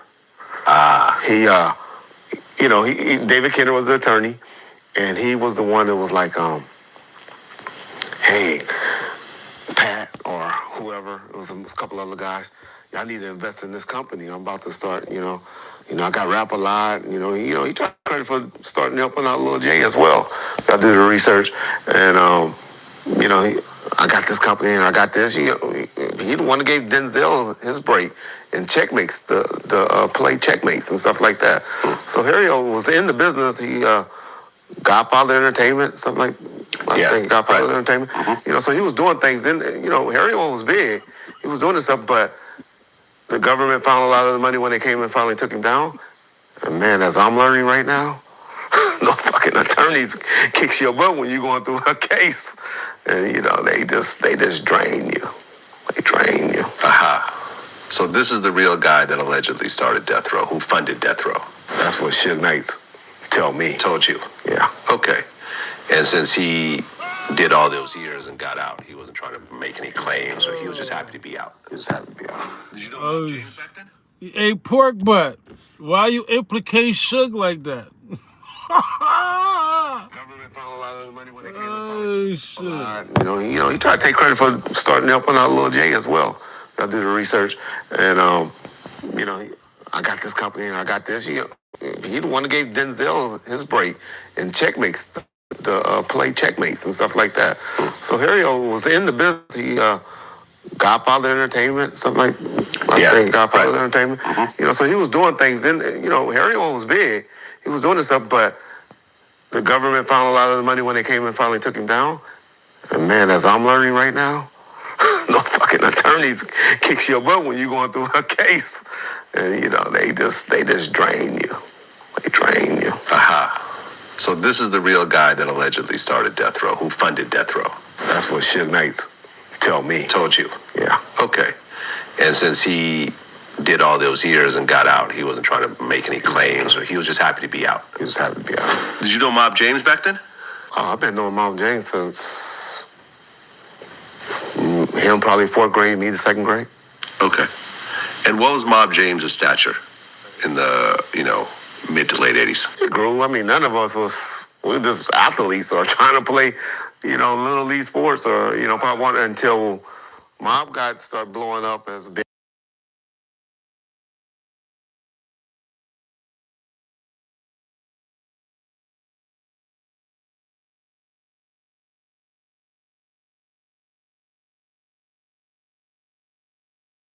Little Rod. It was our code word for him. Like if you ever heard me and Suge talking, well, he'll say ponytail. Because he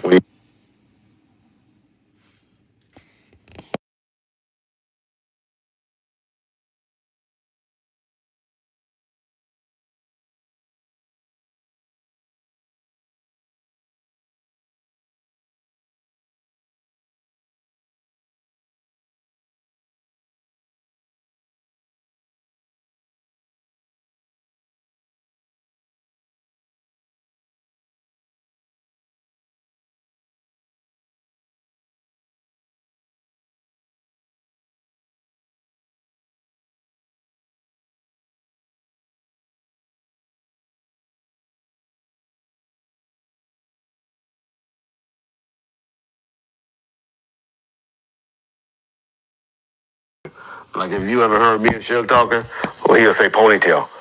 Because he had a moniker for everybody. But yeah. Okay, so why did he kill Buntry?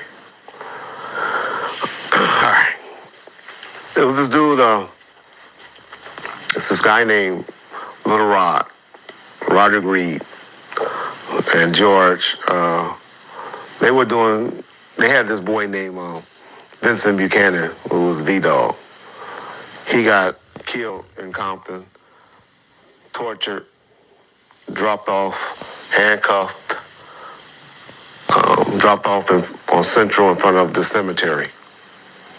They were real tight with him. He was, a real active, cool, Fruitown Pirate though, V-Dog, Vincent Buchanan. So, the word is that Buntry was watching the tape at his house with the torture of it going down. They taped it? That's what the word is. Buntry and them house done been, and I'm not snitching because, their house done been raided. It's all court paperwork with the FBI, and they done been questioned for looking for this videotape. Okay. Suge's in prison when this incident happened. 98, 99, I don't know. That's when it happened. Now word is, police kidnapped him. Guys wear police jackets and stuff like that. He's handcuffed. So who's number one suspect when you hear police in Compton handcuffed? Reggie Jr. Who run and work with Reggie Jr., and all of that? Suge Knight. Who's the closest person to both of them that's allegedly watching the tape and has a videotape of it? Buntry. So all these dudes is like, okay, so these three niggas had something to do with our boy getting killed. Roderick. And who's now G and them, they got indicted together and doing life in prison, in federal prison, where I'm about to go. But doing life in prison, federal prison, together. And so now they getting word and they mad. They thinking this is really true. What people don't know is they came and confront Buntry about this, like a week or two before he got killed. Buntry goes and say, no, man, come on. It's not true about the tape, and we have nothing to do with this.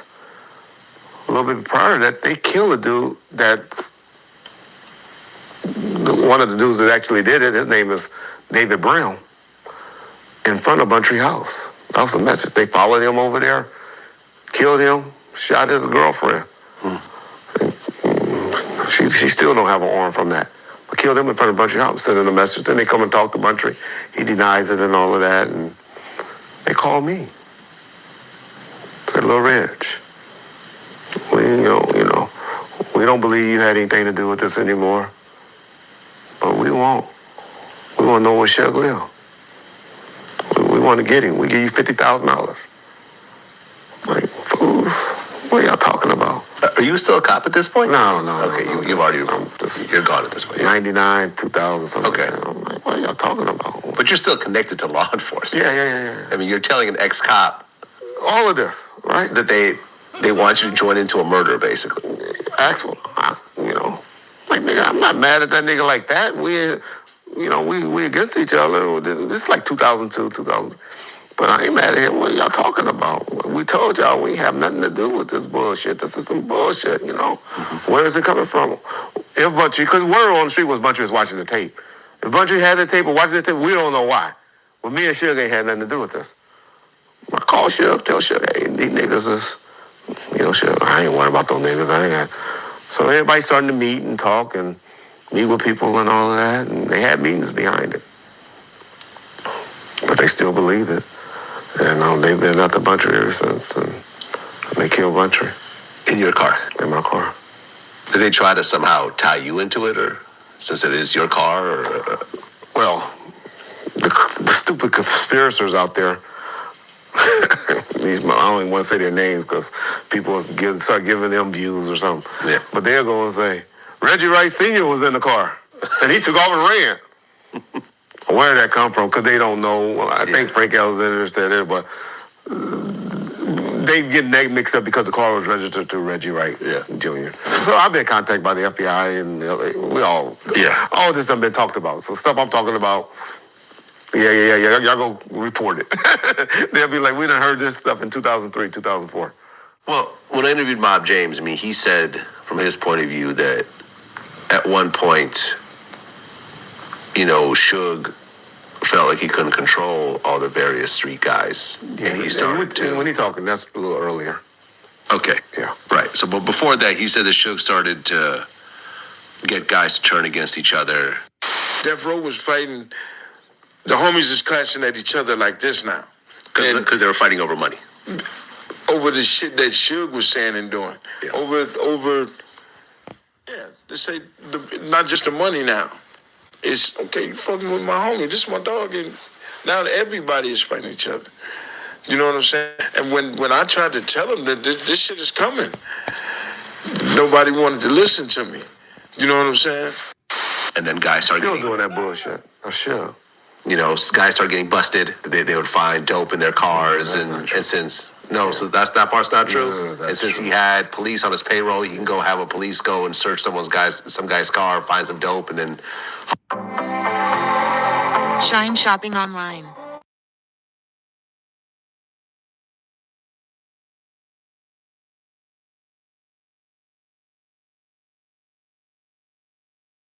Find some dope, and then haul him off to prison. When he brought Reggie and his security in, everybody got a woosah because Reggie is moving with Suge like this now. And he's the police. Yeah. So I ain't finna send myself back to prison. See, was a lot of shady shit going on now.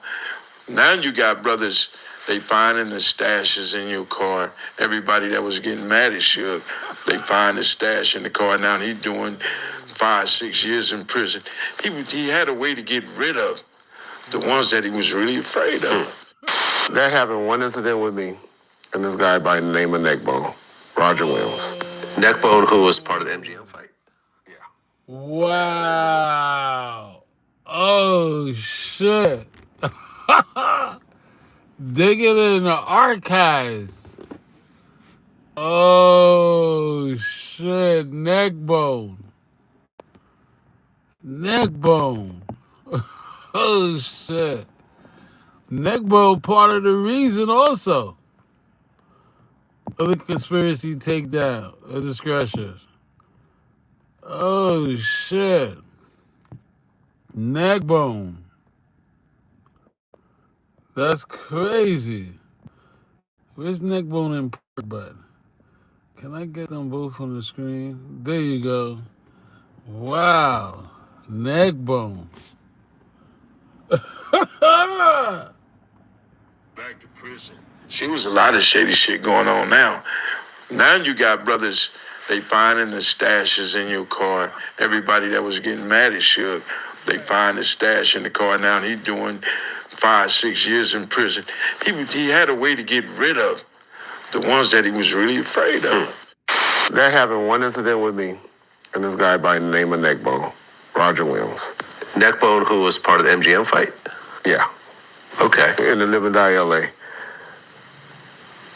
Me and Neckbone in 94 maybe saw him on a traffic stop on San Vicente. Like, what's up, Neck? How you doing? But y'all don't know, as law enforcement, Nick, a good street cop knows when somebody dirty. And I look at him, I'm like, oh, this nigga dirty, what's up? And I'm working for Death Row, just doing video shoots and stuff like that, but not really working, but I'm still, doing my job. You're still Compton PD? I'm still Compton. Okay. Ordered Neckbone out the car, out of his car, because we like side by side. He gets out of the car. We get in one of the biggest fights ever. I mean, Neckbone and I end up like that. And fist fights? Big fight, yeah. You and Neckbone? Me and Neckbone and my partner. Aha. And you guys are in uniform and everything? Full police uniform and everything. He had a bunch of cocaine in his pocket. He goes to jail. It's the only time I've ever arrested anyone from over there in the hood that was associated with Death Row. The only incident. So, there's another time with a guy named Zeke, we call Glencoe Zeke, that had a gun on him. stuff like that. But nobody know who he is. And they never even heard of him. But other than that, I never really arrested any. I arrested some guys for robberies on the tape and stuff like that. But that's the only guy that we know of associated with Death Row that ever got arrested. Well, I mean, according to Mob James, at the end of the day, all these guys that worked for Death Row, who put in work, who beat people up, who intimidated people, who shook people down, who did everything that Suge wanted them to do, all walked away with nothing. We ain't got $1 millionaire. We ain't got $1,000. We ain't got not one man prospered from that. Not one. Everybody is back where they at. And when I say that, a lot of people get me twisted and saying that I'm bitching about what we got paid or where we at. Take your licks. I take my licks. I'm the first one to admit that if I can do this again, I'd get paid. And everybody else would be getting paid. But everybody knew what the outcome of this was going to be pretty much, because when Suge went to jail, Suge took back everything. He didn't want nobody to drive. He didn't want nobody to live. So all the cars were basically leased under Death Row? Yeah. And then when he went to jail, he took everyone's cars Park back. 'em. That's correct. Suge as well. And Suge as well. Yeah. I didn't even think about it that way. Yeah. I mean, you kind of put a full circle there. Dr. Dre was the only one that really went away. Yeah, Snoop's still a household name. Yeah, that's true. Snoop's still a household name. And Dre. Snoop and Dre. Yeah. Yeah, man, it was definitely so much potential that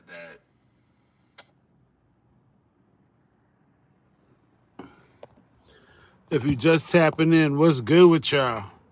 Discretion TV. Okay, you passed the 2-hour mark. If you just tapping in, we was talking about Vic. Hold on. I apologize, y'all. We was talking about Reggie Wright Jr., Vegas key witness to the Tupac shooting, aka key suspect, Reggie Wright. We were talking about him for the last few hours. I really believe he's up to some bullshit, because on the channel that he's trying to help out Melissa and Rodney, I think, the guy that's trying to get a visa, on his channel, they asked Reg about, Keefe blaming him being the new angle of the case. I guess it's printed out there. There's something they know or have that Reggie Wright Jr. is part of the defense for Keefe D. I'm not sure if it's like, this is what we see. This is what we see online from Discretion TV. We see ABC News leaked that there is motions that was filed alleging that Reggie Wright Jr. I haven't seen those motions. I don't have no hotshot attorney on my team to get those motions, but there is some documents, it seems like, and his proteges that he's helping ask them about the defense new angle, blaming him for what happened. And he said, oh, it's just internet people. Okay, Raj. Right? I would hate for you to embarrass your friends when they asked you, and all you had to do was be honest about what happened. As far as Keefe D's new offense, you know what I'm saying? New defense.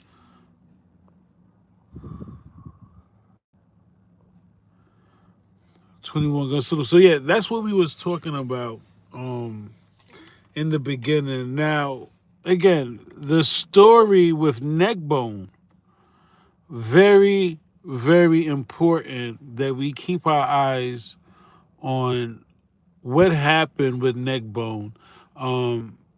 Again, is that the same car that Neckbone had when Reggie Wright Jr. arrested him?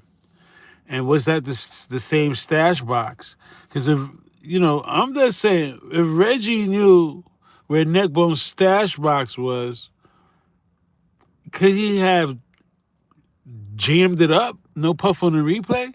Could he had like rigged it for the night of Vegas that Neckbone couldn't get his gun out? Again, I was trying to. What I did a good job, I feel. No puff on the replay. We spoke about Shalane, one of the witnesses that said the passenger was light-skinned, not dark-skinned like Keefe. That's how Keefe gets acquitted in my eyes. Another reason, because if she's still alive and she ain't dead, Shalane, one of the 4 female witnesses that was in a convertible Sea Breeze said, listen, that passenger was light-skinned and the car had Nevada license plates. It didn't have to go back to motherfucking Long Beach, right? No puff on the replay. That Cadillac, according to Shalane, she said it had Vegas license plates and the passenger was light-skinned. Gaddafi said the driver was light-skinned.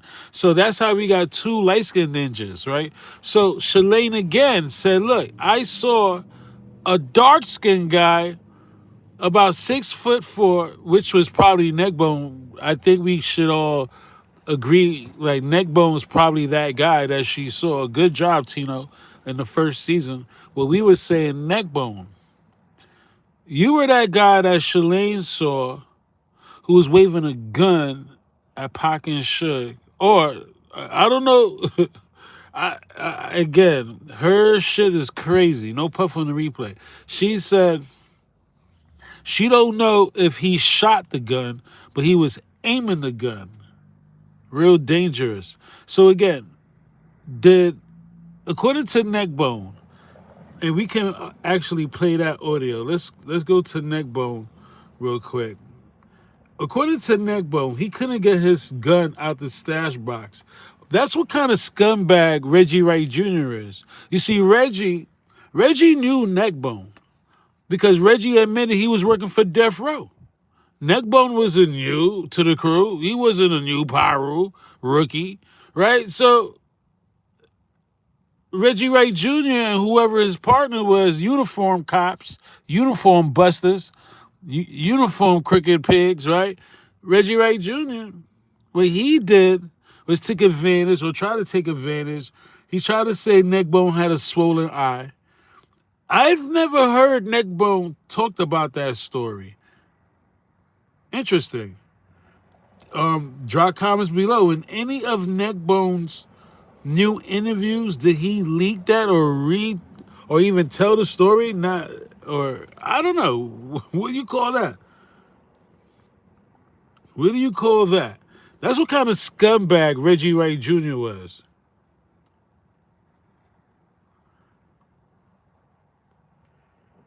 Neckbone from my Have you ever heard of 1-800 Got Junk? Oh yeah, the junk removal company. All you have to do is point. This settlement check completely changed my life, and it came from a car accident I almost forgot about.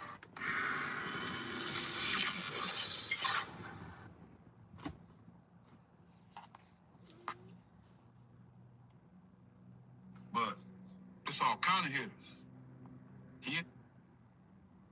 Man, he was fine. We gonna see a fight like that. We feel like we were actually in the ring. That's how men are, man. That's one of our flaws, honestly. I feel that's a flaw of all men. And him and Tyson was close. They were super tight. Yeah. So I don't know if he thought he wanted to get his Tyson on right quick. Right. Shit, my boy just got out and then you gonna find me a motherfucker to sorry. I don't know what he was thinking. That makes the most sense I've heard. Okay. I don't know what he was thinking. Well, like he was fired up. When you see Pac attacking Orlando, Yeah. then you jump in and you start kicking him. I mean, it's in the video. God damn, that's deep, crazy. It's on the video, man. But you know what? It ain't nothing to brag about, Vlad. No, it is not. No, Because in retrospect, I think none of that shit should have never happened. if you really think about it, You know, the 61-year-old neck bone. Man. Would you go start pulling people off? Right now? Yeah. Yeah. I tried to catch Pac. Yeah. I was trying to catch him because I was on him all the time. Man, sit down. Frank was the one that was supposed to be like, no, we would pull him away. Frank wasn't doing nothing. Reflexes kicked in. Right. I ain't have no time to think right now. Yeah. Yeah. I tried to catch Pac. Yeah. I was trying to catch him because I was on him all the time. Man, sit down. Frank was the one that was supposed to be like, no, we would pull him away. Frank wasn't doing nothing. Reflexes kicked in. Right. I ain't have no time to think because I done had to fight 6, 7 Crips by myself, 2 or 3 Crips by myself.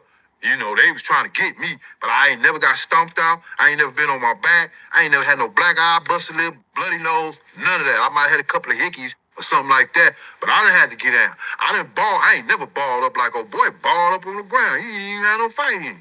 And, you know, not to disrespect that situation. Well, but it was what, like 5-on-1? Well, okay. 2. Well, hold on. It was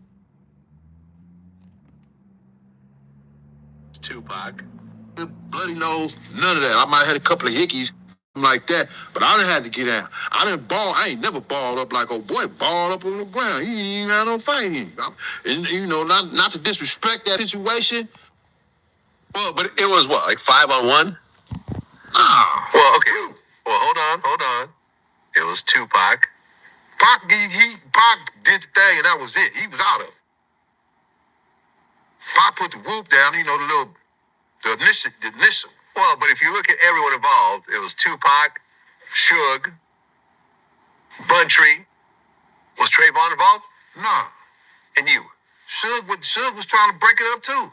No, Suge went to court, and he was kicking them. Hey, it was on there. That's why he ended up going back to jail. But honestly, though, they went through that video, and the judge said, no, that's you kicking him. Yeah. It is what it is at this point. Okay, but I'm going to tell you the truth, though. He was trying to, he put a little effort into trying to break it up. He was trying to break it up. A little bit of effort. Okay. He didn't participate in that shit like that. I done got down in some things with Suge, and that ain't what he do. He gonna get down. He was trying to, you know. Okay. It's just this fact that they dog my little homie. This is just how y'all want to play it. Listen, I'm not saying that what you guys did wasn't fair, because the other day you jump one of ours, we'll jump one of yours. Yeah. It is what it is, right? Yeah, exactly. Like, I'm not mad at what you guys did, but we wasn't there for that. Right. So Trey wasn't tripping because we didn't already, we finna go have some fun. We ain't got time for this bullshit. That's why Trey, if he seen him, he wasn't, because he was already like, we just gonna chill, huh? Well, I remember seeing the Antoine Fuqua documentary that he did with Suge. Yeah. And what Suge said in the documentary was, as they were walking out, Suge told Tupac, like, all right, you hot in the music, but now you're about to be hot in the streets. Suge told Tupac that? Yeah. He probably did. I don't know. Yeah. But, Pac, man, I guess being a Gemini, you really do got two sides to you. You know what I'm saying? Because he was a real kind person. He cared about people. He showed people love, man. He had a genuine heart. Yeah. You know, but then, I done seen him. You know what I'm saying? You be like, damn. You know, but then I go back to what you done heard he done got into in his past. You know what I'm saying? But he could be so just a good friend to you. You see, it seemed like that the other side to him didn't even exist until the other side kicked in. And you be shocked like, damn. Well, the fight happens, and you see the surveillance tape. Yeah. Tupac, Suge, and you guys start to leave, and then everyone's like caravanning behind you guys. So this huge mob of people are leaving, no pun intended, leaving the MGM. And then you guys have to go get your cars at this point, right? Because they're parked at a different hotel? No, our cars was at the MGM. Okay. But you guys were staying at the Luxor? We have rooms at the Luxor. We were staying at the house. We always have rooms, you know what I'm saying? We stay in, we have for the homies that be coming, because we got homies want to come and chill, you know what I'm saying? Yeah. So they would get those rooms, you know. Okay, so you guys meet up Yeah. And you guys prepare to go to Club 662. Well, when we left the MGM, it was 20 people behind, 40 people behind us, 80 people behind us. Then it seemed like the whole MGM, we trying to shake the crowd. That's why we was going through this way, that way. We trying to shake the crowd. It wasn't our entourage. We didn't know none of them. Right. Yeah, these people in Vegas. Right, but at one point, the core group meets up and gets ready to go to Club 662. We went to the house first. Yeah. I think Pac, they went to the rooms and Pac had took the orange rust-colored shirt off. He came back out with a slingshot on. I think he did that at the Luxor. He went to the room and changed and came out. Right. And then, after that, we went to the house. Okay. Now, you're around Pac. And Pac sometimes wears his bulletproof vest.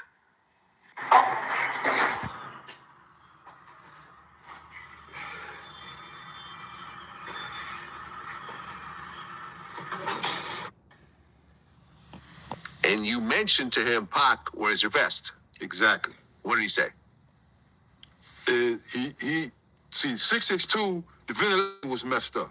So it would be real hot in there. So the last couple times he had went, to perform and do his little thing, he was burning up hot. We always burning up hot. It was hot because the air wasn't working. But I was trying to tell him, you ain't got to do that. The air's working. So you put your vest on. He's like, nah, it's going to be too hot for a vest and this and that. I don't need, plus I'm coming right back. And then, the other homies was getting at it. Everybody was talking to Pac, man, because Pac just did something that we know the extent of what he did, because that's where we come from. And you need your vest. But he was like, nah, I'm cool. But all the time, the air, we was telling him the air is fixed. Yeah. We got there, it was blowing cold. So he didn't even have to do that. He didn't even have to take his vest off or nothing. He took it off on his own. And the air was blowing cold. You would have been straight with your vest on. Because the air blowing cold. I told you the boy got it fixed. Yeah, I remember talking to Edie earlier today. Yeah. And he remembers Castro from the Outlaws asking Pac, hey, Pac, where's your vest? Exactly. Everybody was. And Pac was like, nah, I'm good. And he left it alone after that. Yeah. You weren't going to tell Pac what to do. Especially after that situation. Are you guys aware, though, right? You know who you just jumped. Yeah. You knew that was Orlando. And no matter who you talk to, everyone pretty much says, from whether they're Bloods, Crips, cops, everyone says Orlando was a hitter. Yeah. Orlando was not a soft guy. He had 2 murders that they're investigating. He had all types of different altercations. He shot at the cops. Yeah. He is who he is. Yeah. Right? We're not going to take that away from him. Exactly. So you know who you guys just jumped. But it's all kind of hitters. He ain't the only one. So every time it's a situation, you're dealing with a hitter. Both sides is hitters. Yeah. So he got his credentials. I got my credentials. All these guys everybody that did a whole bunch of crazy shit. So that don't even matter. Well, but you are aware that usually situations happen quickly afterwards, right? People's egos are involved. There's tempers and so forth. Yeah, it might happen 2 months later, but it's a little more likely to happen right afterwards. Yeah. So are you guys aware that, listen, he might try to retaliate the same night? We was on that. Did you have a conversation about that? Yeah. We kind of like briefed over it because for us, it's just normal. We go through this. We know, okay, coming back, we're going to go back and this. So the thing was, since he didn't want to put his vest on, we already go caravan a certain way, but we wanted to put his vest on. But on top of that, we already got it down how we're going to caravan. Because this is what we do too. And we had him secure, but they was zigzagging in and out of the coverage that we had on him. So you guys are caravanning, Suge Pac or the BMW. We watching them. We watching because we know we know. The Outlaws are behind them. Country's in the caravan. Yeah. You're in the caravan in a different car. Yo, why? At one point, Suge gets pulled over. Yo, that's crazy. Yo, why were they zigzagging like that? Low MB from OFTB said, yeah, they was wilding in the streets. What the fuck was going on? What the fuck? Yeah, that should sound crazy. Coverage that we had on him. So you guys are caravanning. Suge and Pac are in the BMW. We watching them. We watching because we know. We know. The outlaws are behind them. Bunch of trees in the caravan. Yeah. You're in the caravan in a different car. Yeah. But there's zigzag. And we had him secure, but they was zigzagging in and out of the coverage that we had on him. So you guys are caravanning. Suge and Pac are in the BMW. We watching them. We watching because we know we know. We know. The outlaws are behind them. Bunch of trees in the caravan. Yeah. You're in the caravan in a different car. Yeah. But they're zigzagging. At one point, Suge gets pulled over by the Vegas police. Right. Loud music. They was up and down the everybody was playing loud music. Vegas police was up and down the strip on bikes. Right. Now look, it was right there. I interviewed Keefe-D, and he talked about the whole situation. They were upset over Orlando getting jumped. They went and got a gun, allegedly from Eric Von Zip, and they went looking for Pac and Suge. I'm going to go ahead and read from the book, passage. On getting a gun for the Tupac hit. While we were waiting for the valet to bring out our cars, seized the opportunity and called me over to his Benz. Zip was a big-time New York player, pimp, and hustler who used to come out to California to handle his business and kick it with us sometimes. As I walked up to the driver's side, I noticed the rapper Foxy Brown was in the car with Zip. So he instructed her to step out of the car and motioned for me to jump in. Zip had a hidden compartment, and he opened up, reached in, and pulled back a 40 Glock. Like I say, he turned to me and said, "It's time to get the money." Like I say, get your $20 and read about that part. They would have a concert at the 662 Club. So we went up there. Which was Suge's club. Yeah, we went up there. I heard about that. Yeah. So you guys went over there, but there was a bunch of cops and everything in front. Well, there wasn't. No, it wasn't. We was there for about 30, 40 minutes in the back parking lot. Okay, but you never went in. And I seen where Mob James said he seen us in the back parking lot. That tripped me out.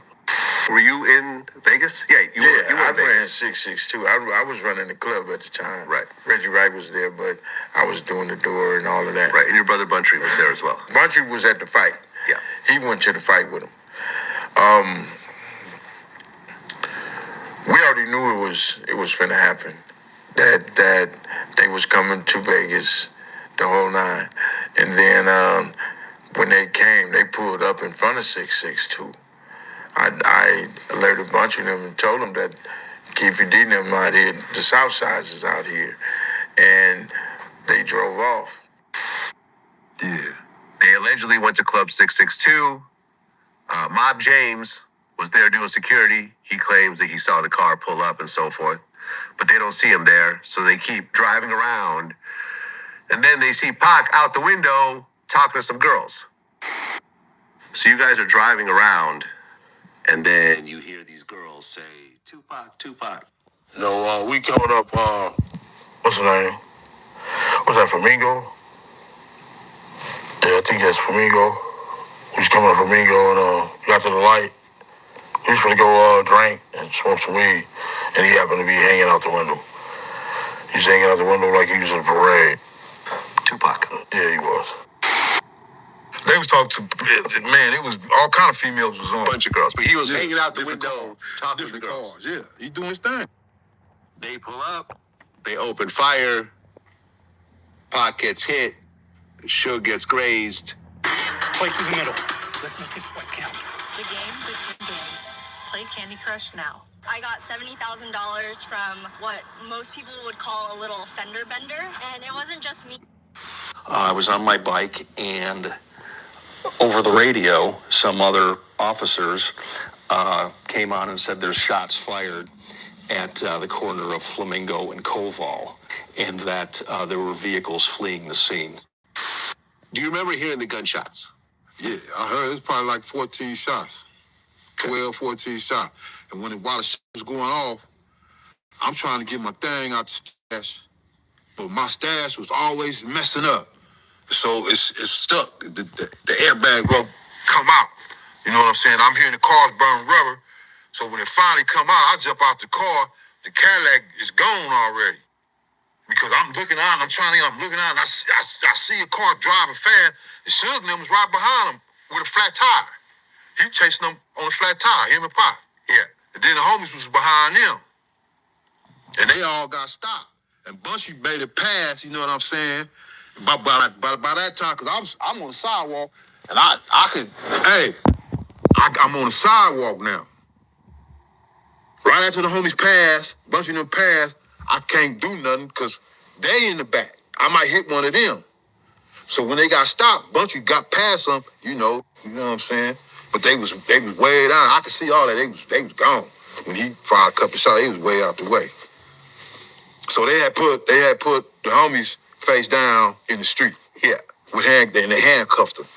Right. But they was chasing them. I interviewed the cop that actually pulled him over. Yeah. Chris Carroll, I think. Yeah. And he was on a bicycle because cars couldn't get through. It was too packed. He didn't know what was going on. He showed up. There was Suge bleeding out of his head. Pac was in the car bleeding. He didn't know who any of them were. So he pulls out guns on all of them, trying to contain the situation.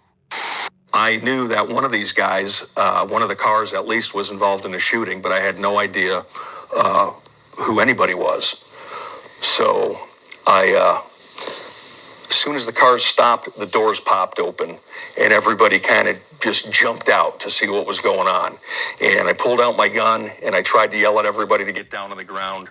I knew I was in a bad situation because I was alone, and it was physically in the middle of the Las Vegas Strip. So there's people everywhere. These car doors open. There's, I don't know how many guys, I want to say 8 to 10 guys. I could tell right away, these guys were kind of hardcore. They looked like gangsters, tough looking dudes. So I yelled at them all to get on the ground. Some did and some didn't. Some guys did, and then I could see them looking at each other like, are we going to listen to him, or are we going to run, or are we going to go after him? It was just kind of a strange little standoff there for a few seconds, and I wasn't sure what to do either, because I thought for certain it was going to be a shooting. I thought for sure, I'm like, here we go. It's going to be, we're going to shoot it out here right in the middle of Las Vegas Strip. Yeah. And he said he opened the door. Pac falls out of the car bleeding. And he's asking Pac who did this to get a death confession. Pac looks at him, realized he's talking to a cop, and said, "Fuck you." I looked at him once again. I said, "What happened? Who did this? Who shot you?" And now he's looking at me, so we're looking at each other in the eyes. And this is kind of the first time he's even acknowledging my presence. And he looked at me, and I could tell he was getting the breath together to tell me. And he looked me right in the eyes, and we looked at each other, and he said, "Fuck you." And he said it just like that, with the emphasis on that F to really let me know. I believe that. And then falls into a Pac coma. was a rider, man. Falls into a coma. Pac was a rider. Well, I don't know about the coma because we got to the hospital and we all and they told us Pac was gonna be all right. Okay, but you ever see Pac all right? No, I didn't view the body or nothing. I didn't see him when he was in the hospital. Okay, so you were in the hospital but not in the room. No, not in the room. I never went in the room. Yeah, you were other people was in the room. Immediate family and stuff like that. Yeah, but they was coming out. Pac gonna be all right. You sure he could? Man, dang, we was stressing. But they kept saying he was all right. So when we came back from the hospital, we got at everybody, but he gonna be all right. Pac gonna be all right. We was happy at that he was gonna be all right. We wasn't happy because he got shot. They told us he gonna make it. Because them motherfuckers, they did they shit.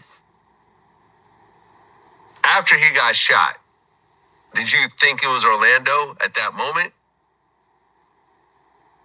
Nah, because, see, he's singled out, so everything is, but when you in the middle of it and you doing, this is how you living, you don't think about it. You don't think, you just know that's where they was from. It was some of them cats that came through. You ain't saying a certain person. Moment? He got shot. They told us he gonna make it. Because them motherfuckers, they did they shit. After he got shot, did you think it was Orlando at that moment? Nah, because, see, he's singled out, so everything is, but when you in the middle of it and you doing, this is how you living, You don't think about it. You don't think, you just know that's where they was from. It was some of them cats that came through. You ain't saying a certain person name. You just know that's what Hood did it. So you Then that came out later on. well, yeah, because you jumped a guy from Southside, so you figured it was Southside getting revenge. Exactly. I knew that. Okay. Because it all started from the Lakewood Mall when they jumped the little homies. Yeah. So yeah, we going back and forth. That's what we do.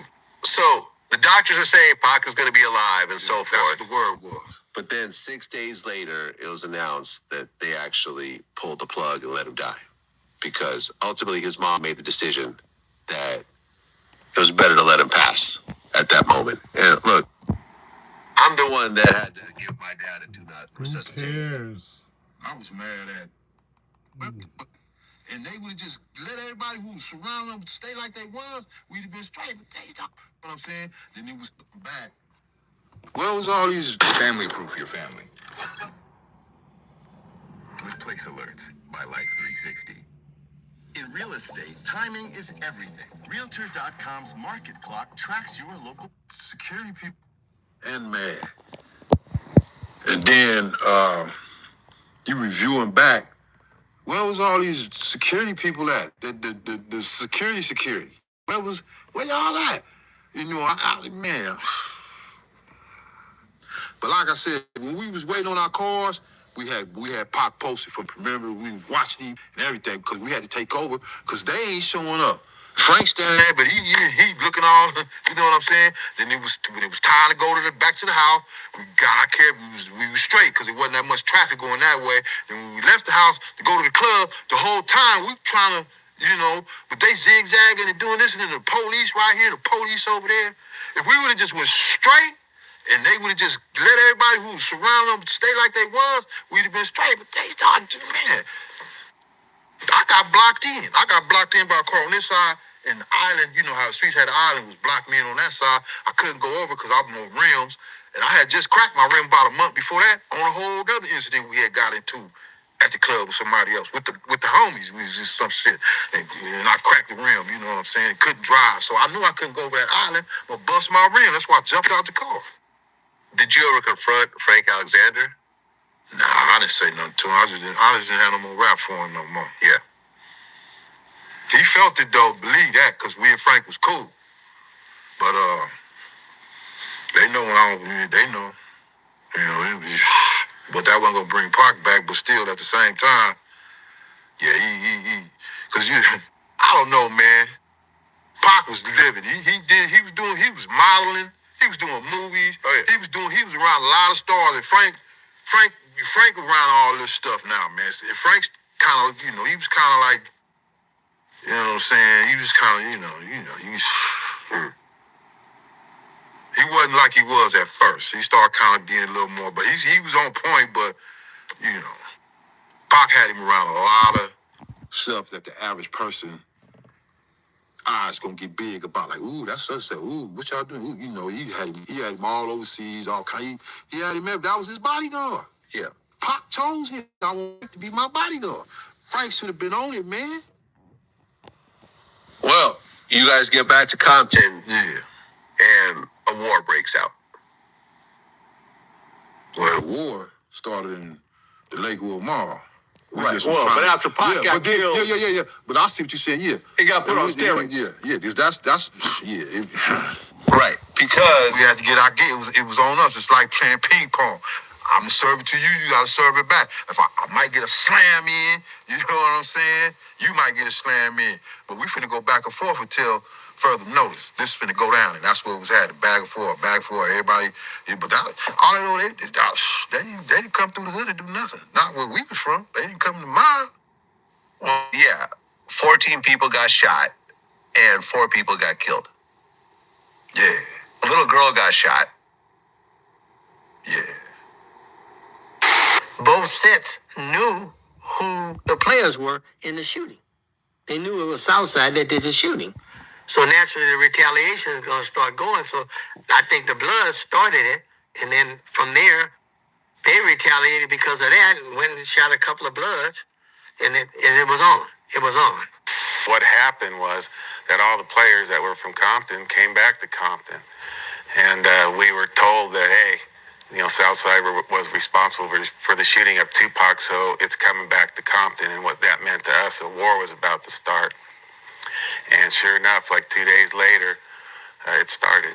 Okay. Now, how many people were killed during this war? I think in the next 10 days, we had 3 people murdered and I want to say 11 shootings. Oh, shootings, yeah.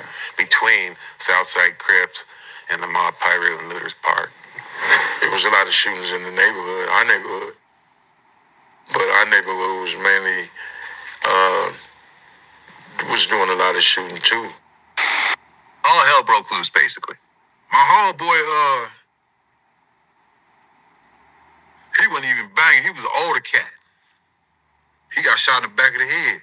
Is it Darnell Brim? Nah. Okay. One of my older homies that didn't have nothing to do with nothing. Got it.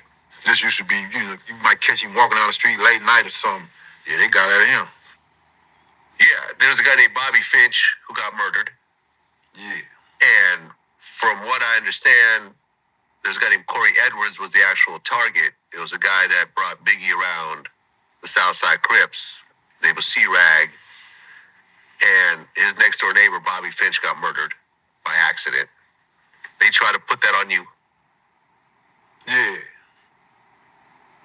Ultimately, nothing happened with that.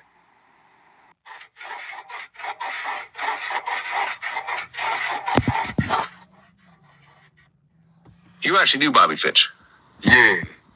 We used to get into it at Dominguez when we was in high school. Yeah. Yeah. You yourself, during that whole situation, did anything happen to you?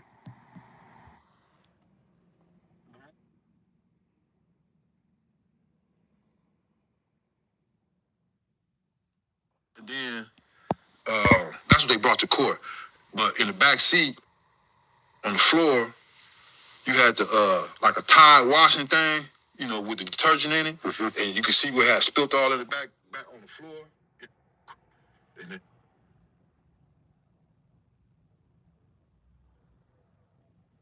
they talked to him, it was Suge Knight. I be getting at him about that million.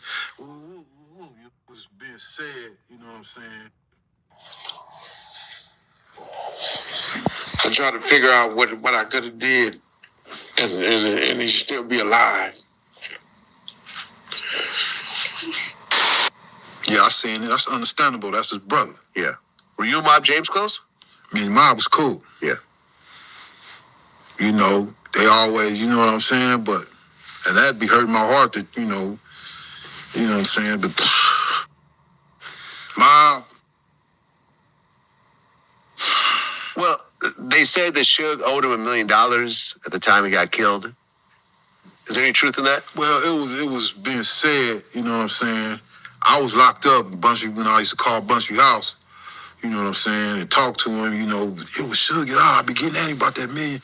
You know what I'm saying? I don't know if he had promised it to him. I don't know the exact words that was exchanged, but Bunchy felt motivated, like it was gonna happen, And I was locked up then too, but yeah, he got killed. I'm not saying that's connected to none of that shit, but Well, it was a whole mess that happened. Yeah. Hen Dog got killed. Ken Dog got killed in something different. Okay. Yeah. Heron got killed. Yeah. Now, after Bunchy got killed, Looters Park and Mob Pyru had a falling out.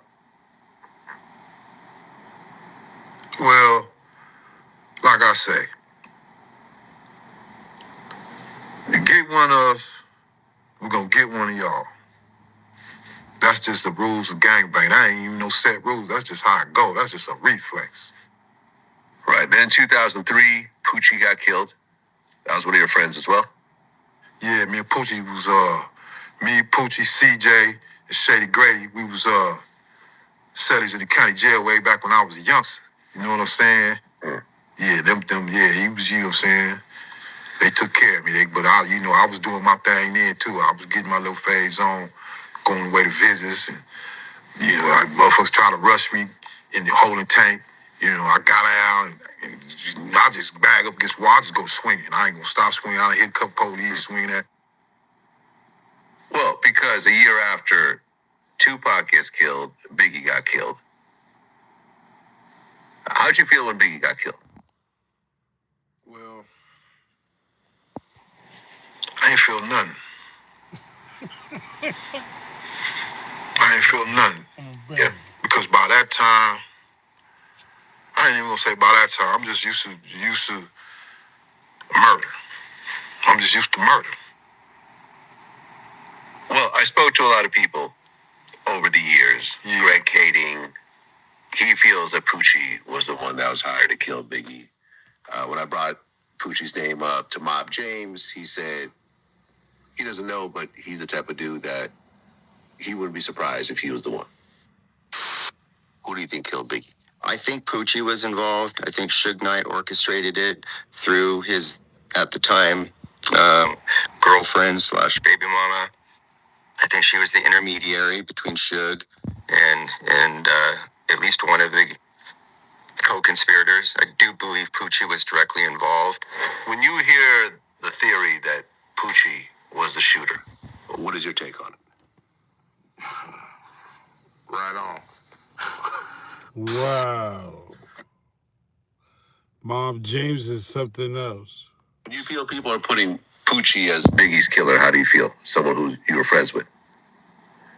And like I said, Poochie's gone at this point. Yeah. It don't matter if he here or not, you know what I'm saying? It's just certain shit I ain't gonna speak on, but I'm gonna say this though. He was a hitter.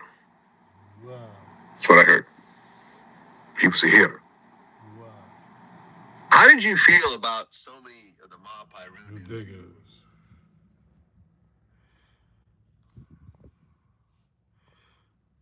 "21 Gun Salute." Thanks for tapping in. Get the likes up if you ain't like it. We was talking about Reggie Wright Jr. and it's alleged that Keefe D's new attorney could be possibly using motions to add Reggie Wright Jr. as part of their defense. That he's the orchestrator, he's the mastermind in this whole Tupac and probably Biggie. As the saga continues, Reggie Wright Jr., he denies it and said, hey, that's just internet people. But according to ABC News, they saw the motions or they got some kind of documents or they heard something. So, again, maybe these are some new archives we can try to like deep dive in also.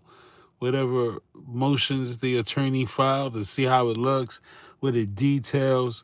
Do they got him for Tupac and Biggie? You hear me? Because we know Reggie Wright Jr., just like the Neckbone situation. Neckbone said, look, this ninja arrested me. No, Neckbone didn't even leak that. Reggie leaked that. That he arrested Neckbone. All right. Capo status. Respectfully checking in. Now I'm checking out. To my ninjas on the run. Stay sucking free out there. You hear me?